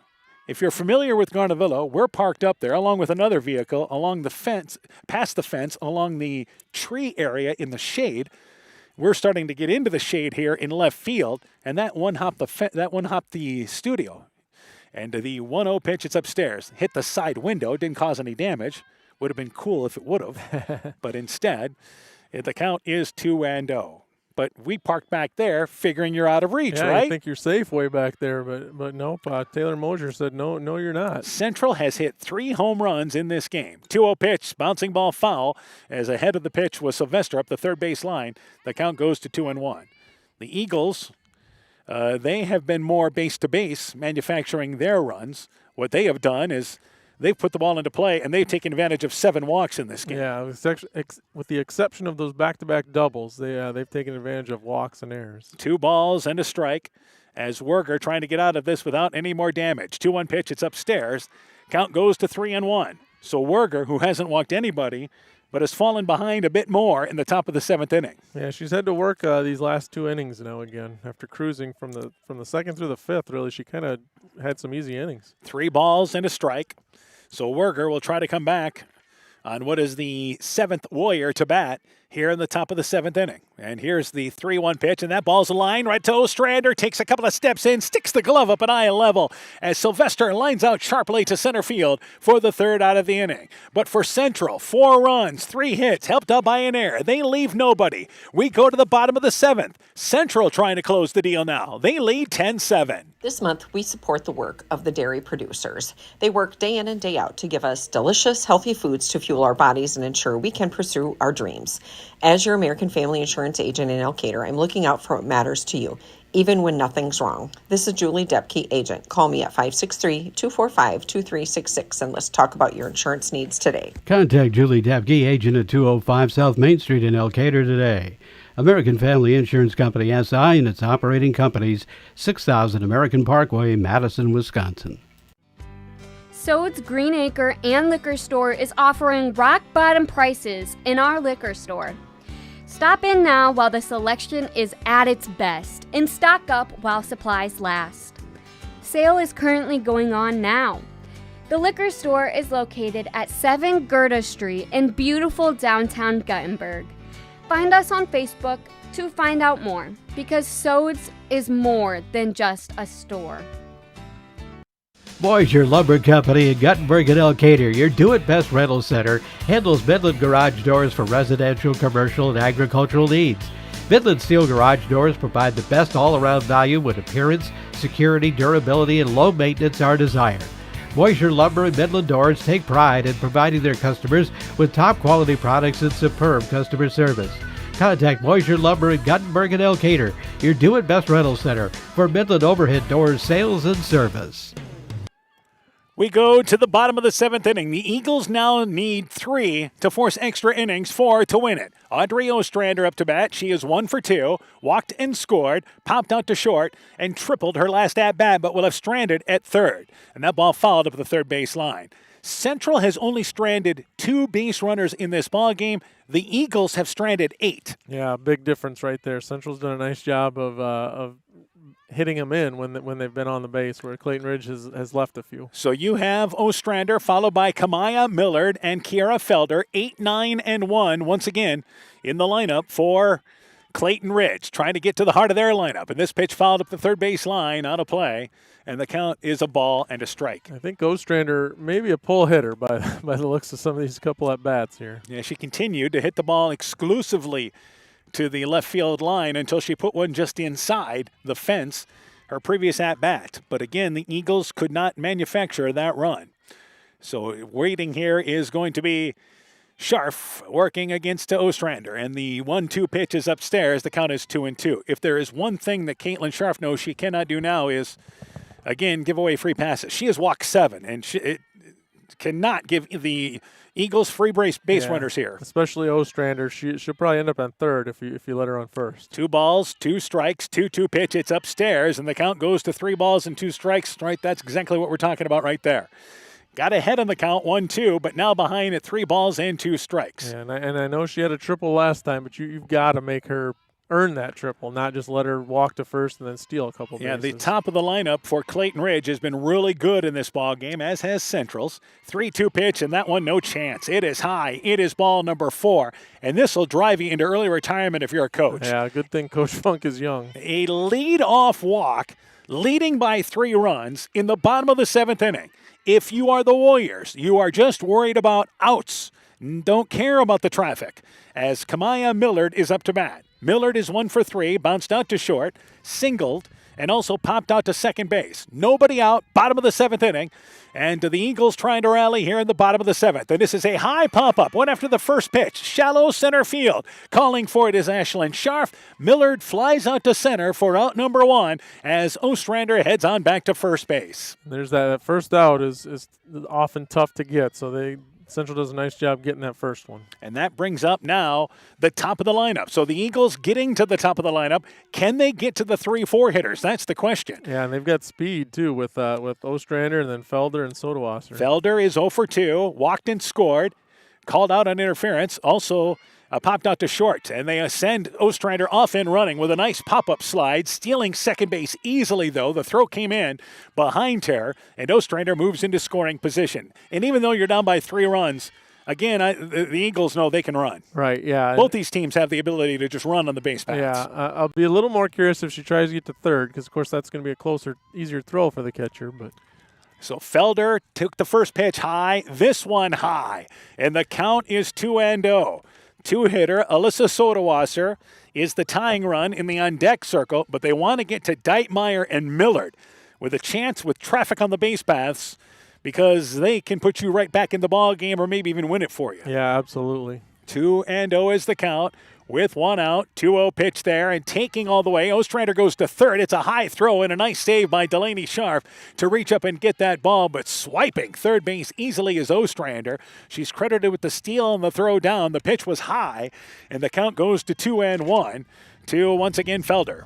And just like we said, she ends up on third, although that run doesn't mean a whole lot right now to Central. And the Eagles trying to see if they can get the tying run to the plate here. Time taken. We have our home plate umpire is going to clean off home plate. And time taken there as Felder was looking down at the third base coach. We reset. I think everybody wanted to make sure what the count is. It's 2 balls and a strike. So 2-1 is the count to the Eagles' leadoff hitter. 2-1 pitch, pops it up. This will make it out of play past the Eagles' dugout up the third base side, and it's 2 balls and 2 strikes. It is important for Scharf to realize, I'm just going to throw strikes. Yeah. Let the defense make the plays. Yeah, other than that one inning, Clayton Ridge has not hurt him real badly with the base hits. And again, the count is 2 balls and 2 strikes. Evened up. 2-2 pitch. It is low. It is ball 3. So a full count here. Scharf, pitch-wise, has thrown a ton of pitches in this game. Yeah, it really has. It's not like baseball, but it really is going to limit them for game number 2. Sure, yeah. I mean, it's still going to wear her out a little bit. Yeah, there's no pitch count, but it takes a toll on you in your body. 3 balls and 2 strikes, so it is a full count here. 3-2 pitch, and that pitch is low. It is ball number 4. So a walk, and off at third base is Ostrander. They throw the ball down to first, and the ball gets by the catcher, Comer. So they throw the ball down there, and they turn it over, and now going to third base all the way around is going to be Felder. And the throw is there, and she's throwing out at third base. What a wild play, and the Eagles run themselves out of an out here in the bottom of the 7th inning. So Felder walked, and what happened is they threw the ball to first base, and going to advance there was once again, they threw it down to first base. Slow to advance from third was Ostrander. She scores, and then the runner around first base was Felder, who wheeled around from first and then went to second base. They threw it into the catcher trying to get Ostrander. That throw was errant, and then Felder ends up at third base, and now they're going to say Felder is safe because of interference over at first base, and now Coach Funk has a question. So what a bizarre play, and that can only happen in this game. Yeah, very, very strange play. Both coaches aren't quite sure what was going on there by the looks of it. Umpires are giving Coach Funk an explanation now. So you had an error in what ends up being here, and Coach Funk is going to lose this argument, but now there's only 1 out, and the tying run will come to the plate. So they had interference at first base is what they ruled, as winding around from first base was Felder. So there may have been some contact at first base. Boy, we've seen a couple of tough plays tonight for our umpiring crew. Yeah, just some unusual things happening. So lost in all of that is they've scored a run. They're still 1 out, and it's 10-8. What a crazy play in the bottom of the 7th inning. And that brings up Sodawasser, who takes the first pitch there for a ball inside. The count is 1-0. So Felder is safe at third. And what they figured is she was going to get third on the interference anyway. But Central threw the ball around the park there for no reason. Yeah, no, they should have held it at first base if they were just trying to keep her from taking second on the walk. And there's a strike on the outside to Sodawasser. Sodawasser is 1 for 3. She has scored 2 runs, singled in a run in the 2nd inning. She has also popped out to short and again bounced out to short. So 1-1 is the count. You're still worried about outs if you're, again, Central. But that pitch upstairs, the count is 2-1. But in all likelihood, you're going to get to Camden Deitmeyer, who's waiting on deck, and down by 2 runs now in the bottom of the 7th. So Deitmeyer's going to get a shot for you here. Yep. And here is now the 2-1 pitch. Sodawasser, good cut. It was a pitch upper part of the strike zone. Missed it, and it's 2 balls and 2 strikes. And if you're sharp, you just can't allow any more free passes. Well, You've got to throw strikes. You've given 2 walks here in this 7th inning, which allowed your defense to the chance to make 2 plays. Yep. And here's now the 3-2 pitch, fouled up against the backstop. We'll do it again with the count actually 2 balls and 2 strikes. But you're right, the trouble starts with the walks. Yep. The one player that she didn't walk, they made the play and made the out. Central scored 4 runs in the top of the 7th inning. The Eagles, down by 3, scored a run to make it 10-8 in the bottom of the 7th inning. 2 balls, 2 strikes to Sodawasser. That pitch is high, and the count is 3 balls and 2 strikes. So again, regardless, it's another full count. Yep. Third batter this inning with a full count. And lost the first 2. And it's, again, she'll have to regroup, try to get a strike here. And here's now your 3-2 pitch to Sodawasser. Swings right through it. The first strikeout of the ball game for Scharf. And a huge out number 2 here in the bottom of the 7th inning. Yeah, that's what a time for your first strikeout. Great job by Scharf there to pull that out. But now Camden Deitmeyer comes to the plate, and Deitmeyer just missed a home run earlier. Deitmeyer is 1 for 2. She has doubled in a run and scored. She scored twice and also bounced out to third. So she's the tying run at the plate. 2 outs, bottom of the 7th inning. First pitch, bouncing ball. Third baseman Scharf charges it, fields it, the throw across the diamond, and they get her by a couple of steps at first base. Routine grounder to Delaney Scharf, who makes the play, and the Warriors hang on. Central scores 4 runs in the top of the 7th inning. The Eagles bring the tying run to the bottom of the plate, but they cannot come through in the bottom of the 7th inning. And Central hangs on to beat Clayton Ridge by a final score of 10-8 in our softball opener. We'll take a break. When we return, game stats, coaching interviews, your postgame show is coming up. You're listening to High School Softball from KEDR Sports. Hey, sports fans, take a time out and call Garms Financial Services. Their team of agents can show you how to save money on all your insurance needs with Grinnell Mutual. Whether you need auto, home, farm, crop, or business insurance, Garms Financial Services has you covered. You'll also receive quality protection, expert advice, and local friendly service. Call Brian Bugenhagen, Cheryl Wagner, Emily Bazin, or Kayla Olson today for a free competitive quote. Garms Financial Services in Elkader, your trusted choice agency. Join Freedom Bank in supporting our local students and their after-school activities. They are the building blocks to a brighter future for everyone. Whether cheering them on from the stands or participating in community programs, you'll always find Freedom Bank rooting for the home team in Elkader, Monona, Postville, Waukon, Decorah, and the surrounding communities. We empower success. Member FDIC. Stop into Nightingale Drug in Guttenberg to find that perfect gift for that special occasion. We have Silver Stars jewelry line, Gans and Carson home decor, Simply Noel purses and bags, Melissa and Doug toys, and baby items. Need that last-minute greeting card? Stop in and see our large selection. We have something for every occasion. Nightingale Drug and Gift Shop, your small-town, family-friendly business, located along Highway 52 in Guttenberg. Health Mart, caring for you and about you.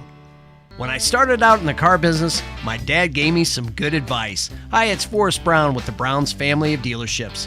What my dad told me is when you sell someone their first car, you need a good sales department. But if you expect to sell them their second, third, and fourth car, you better have a great service department. Visit any one of the Brown's family of dealerships in Guttenberg, Elkader, West Branch, or Victory Ford in Dyersville and find out why Brown's is your hometown dealer, no matter where your hometown may be. The Woodland Eye Clinic in Elkader and West Union are proud sponsors of high school sports. We are committed to bringing our patients the highest level of total eye care with detailed one-on-one attention. Our offices offer the newest technology and equipment with a professional team of experienced staff that is committed to you. Call us today for your next total eye care appointment. The Woodland Eye Clinic in Elkader and West Union supports all of our local athletes taking the field or court this season. Are you looking for a new career? We're looking for a motivated, reliable worker with auto body experience or just mechanically inclined. Are you detail-oriented and looking for a challenge, an opportunity for growth, want to work on an ever-changing variety of vehicles? We offer a laid-back work environment, high-end pay, great benefits, flexible work hours, and much more. Qualified candidates can expect high-end compensation. You won't be disappointed. Call Bob at Top Gun Customs to learn all the details, 563-964-9899. Your business is your pride and joy. You raised it with hard work from nothing but a dream. And since you care so much, naturally you want to protect it. An insurance policy from West Bend and Gifford Insurance is the best way to keep it happy, healthy, and profitable. We'll wrap it in the cozy warmth of the silver lining. To find out more about a business insurance policy from West Bend, contact Tom Gifford, Kevin Lau, or Michael Beck, agents with Gifford Insurance Agency in Elkader at 245-1360.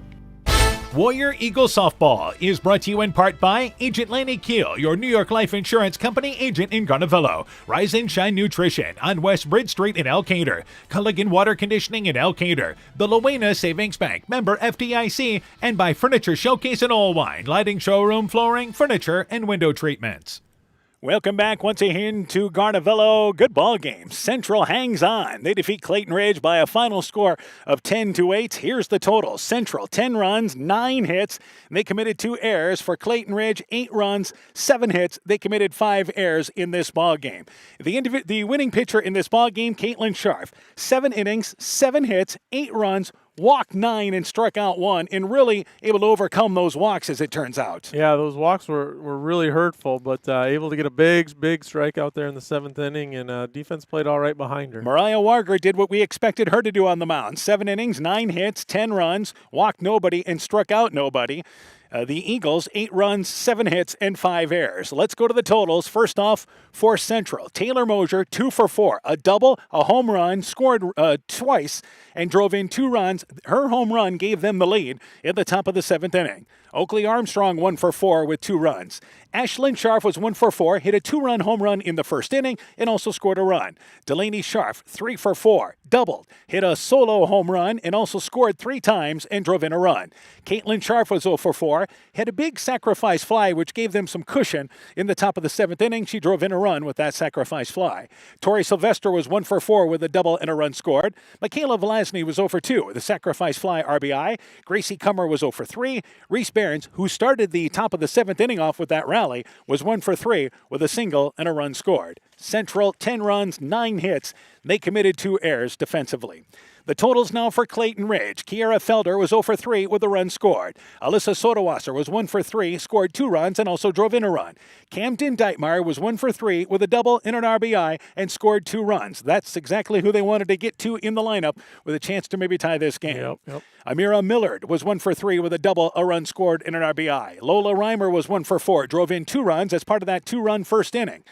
Madison Eilers 1 for 4. Alyssa Willie was 0 for 4. Audrey Ostrander was 1 for 2 with a triple and scored 2 runs. And Kamira Millard was 1 for 4 in this ball game. 8 runs, 7 hits, and 5 errors committed by Clayton Ridge. A quick break. When our postgame show continues, we'll talk with Central softball coach Ashley Funk. When our postgame show continues after this.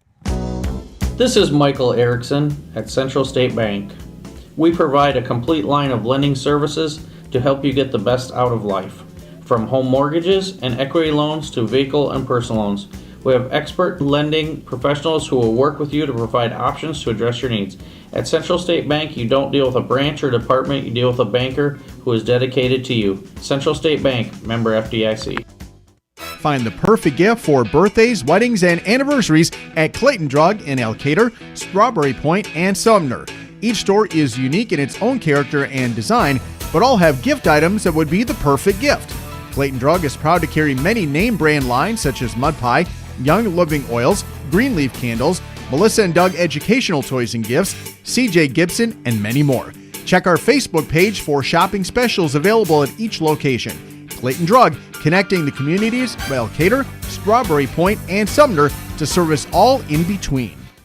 Warrior Eagle Softball is brought to you in part by Norby's Farm Fleet in Northeast Iowa, Guttenberg Municipal Hospital and Clinic. Check out career opportunities at guttenberghospital.org. Bruins and James Insurance, your Grinnell Mutual agent in Monona. RGK Portable Building, serving Northeast Iowa and Southwest Wisconsin. Bacon Concrete and Post Fill, and by Rivals Inc. Custom gear, screen printing, embroidery, and online shopping at rivalsinc.com. This is KEDR AM and FM. Welcome back to Garnavillo. Post-game show continues. Central wins it. They hang on by a final score of 10-8. We're joined by Central softball coach Ashley Funk.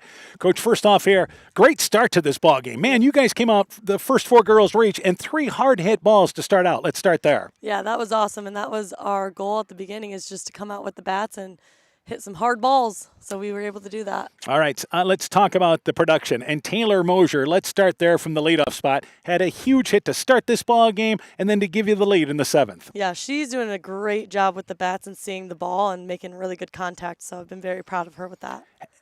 The extra base hits you guys had in this ball game, and is that something we've seen from your team quite a bit yet? Not too much, but I mean, we're really starting to hit the ball, which is awesome to see. All right, also let's talk about Ashlyn Scharf. She had a 2-run home run in the first inning, her first home run of the season, correct? Yep, and then that just goes to show, like, we can make contact, and we just got to see the ball and keep it up. All right, Delaney Scharf, good to have her back in the lineup. Yes. 3 for 4, reach base all 4 times for you. Yeah, another great kid that is seeing the ball really, really well and making great contact. A couple of kids had what I would say productive at-bats. Caitlin Scharf and Michaela Vlasny had sacrifice fly RBIs, key at-bats in this game. Yes, and we talk a lot about that, is even if we don't get on, having those at-bats to get runners in is huge. All right, bottom of the lineup. Struggled early in this ball game, but was good late. Tori Sylvester doubled. Reese Barron started out your rally in the 7th. Yep, Reese actually broke her wrist a little earlier in track, and so getting her back to hitting and building her confidence is huge. But yeah, her and Tori have done a great job for us as well. All right, pitching-wise, Caitlin Scharf really had to work for you on the mound. Yep, started off a little slow, but she was able to work back mentally, and that showed on the mound. And I mean, we had a tight zone, so she did a really great job with throwing it in there and letting the field work. Yeah, she really wanted to establish an inside corner. Never really got that pitch in this ball game tonight. That's one of her pitches that she loves. So. All right, so obviously for you guys, it's a good first conference win. And let's talk a little bit about game number 2. Who do you look to throw? Ashlyn Scharf, she's going to start off for us, and we got Taylor warming up as well. But yeah, we're gonna do great with Ashlyn. All right, the other thing is defensively. Pretty solid game for your team. Yep. Just minimizing those routine errors again. There was a couple that we work on every day that we just need to minimize. So. All right, Coach, congratulations on the win. Good luck in game number 2. We look forward to catching up with you guys. Thank you. Central softball coach Ashley Funk talking things over there about our Warrior team. They win 10-8. We'll take a break. We'll be joined by Clayton Ridge softball coach Jolyn Moore when our post-game show continues after this. No trip to Northeast Iowa is complete without a visit to the Turkey River Mall in Elkader. Browse and shop through 4 levels with over 14,000 square feet of purely unique shopping.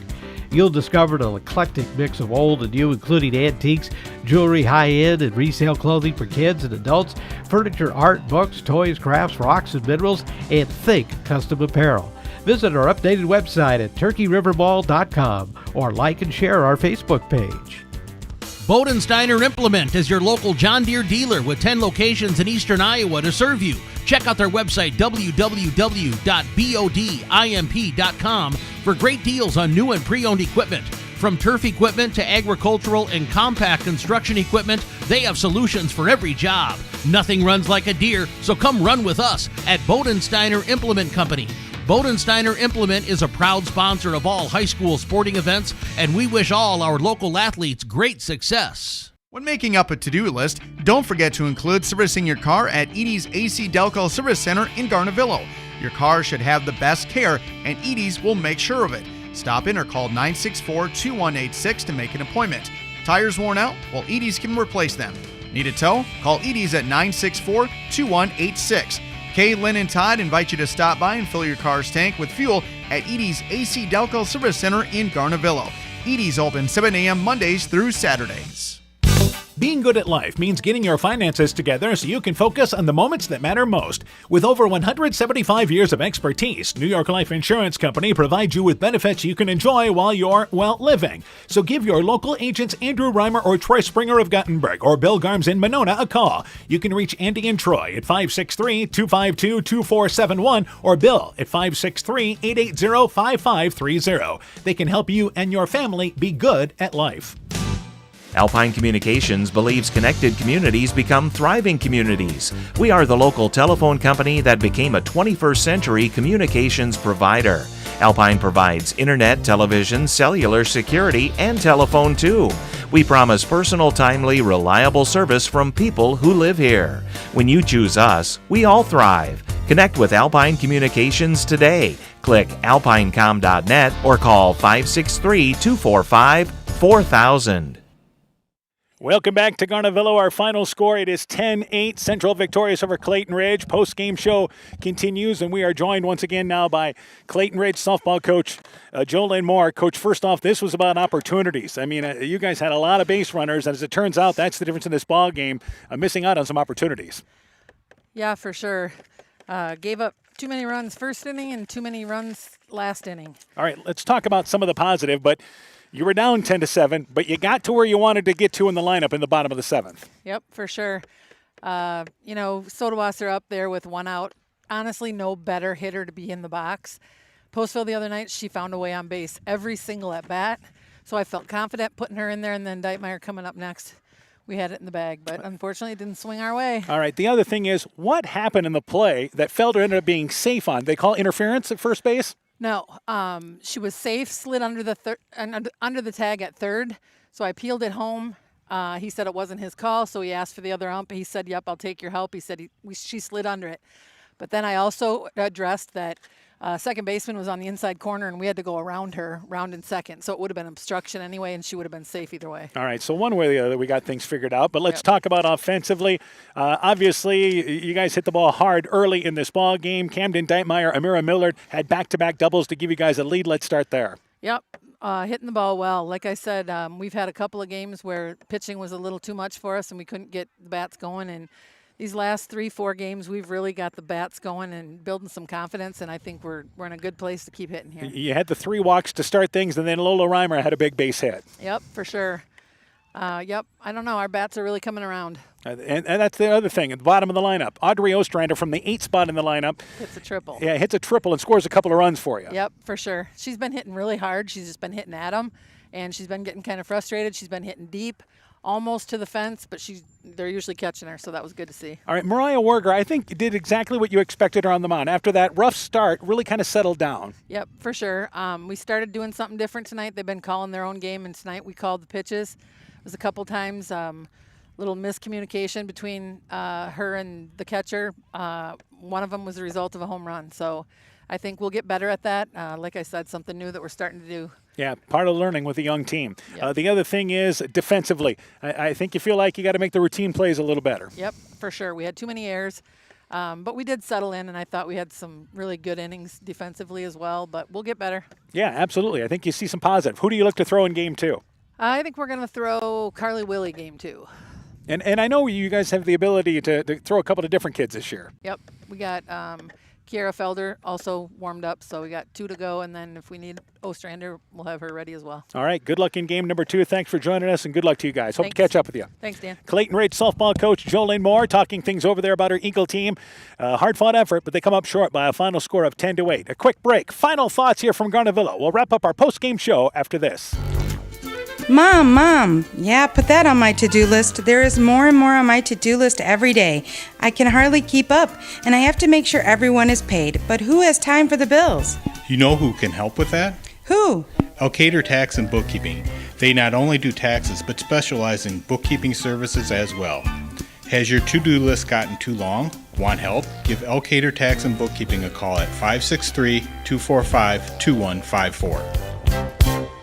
T&T Power Sports sells and services all makes and models of UTVs and ATVs. Not ready for a new ATV or UTV? T&T Power Sports has a nice selection of clean used units available. Contact Brian, Master Certified Technician, or Tracy for your next UTV or ATV purchase, or to schedule service work to keep your UTV or ATV in top-notch condition for work or play. Call 563-245-1100 or stop in and visit with Brian or Tracy at T&T Power Sports, north of Elkader on Highway 13 today. You work hard to make sure your family has everything they need. Life insurance from American Family Life Insurance Company can help financially protect your loved ones by replacing a portion of your income if you were to pass away. That means your family will have the help they need to maintain their quality of life and pursue their dreams. Get the peace of mind you deserve by protecting what matters most. Contact Julie Depke, agent at 563-245-2366 today. American Family Life Insurance Company, 6000 American Parkway, Madison, Wisconsin.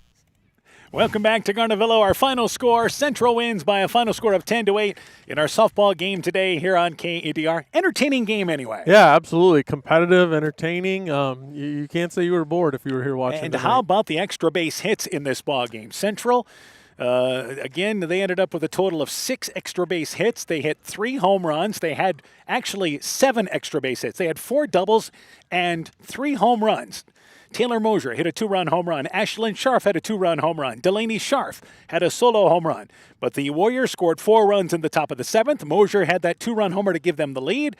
Eagles pushed a run across in the bottom of the 7th, but they leave the tying run at the plate, and the game comes to an end by a final score of 10-8. For Clayton Ridge, the better night for them offensively as well, as Mary Millard had extra base hits for them, as did Ostrander as well. Yeah, like you said, that was a lot of fun to see.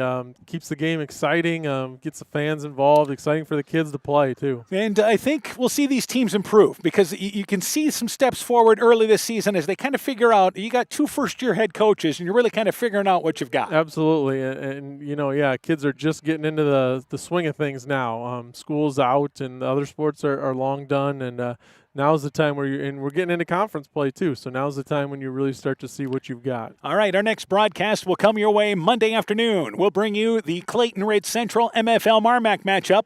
That's going to be in Monona. The on-deck show at 4:30. First pitch is at 5 o'clock. Back to baseball on Monday night. So again, we'll look forward to seeing you, Coach Sass, as Central wins over Clayton Ridge by a final score of 10-8. We got the audio part on KCTN.com and our YouTube channel running well. We're hitting the mid-season stride just like the rest of these teams are. We're getting into it as well. Central defeating Clayton Ridge tonight by a final score of 10-8. For Coach Mike Sass, I'm Dan Behrens. My thanks to Zach Soto for running our studio show. For a complete recap of tonight's ball game, highlight scores, and more, go to KCTN.com, click on the Sports tab. This has been a presentation of KCTN, FM 100 Sports, and KEDR AM and FM Sports. People's State Bank is locally owned and locally managed with 20 convenient locations in southwest Wisconsin and northeast Iowa.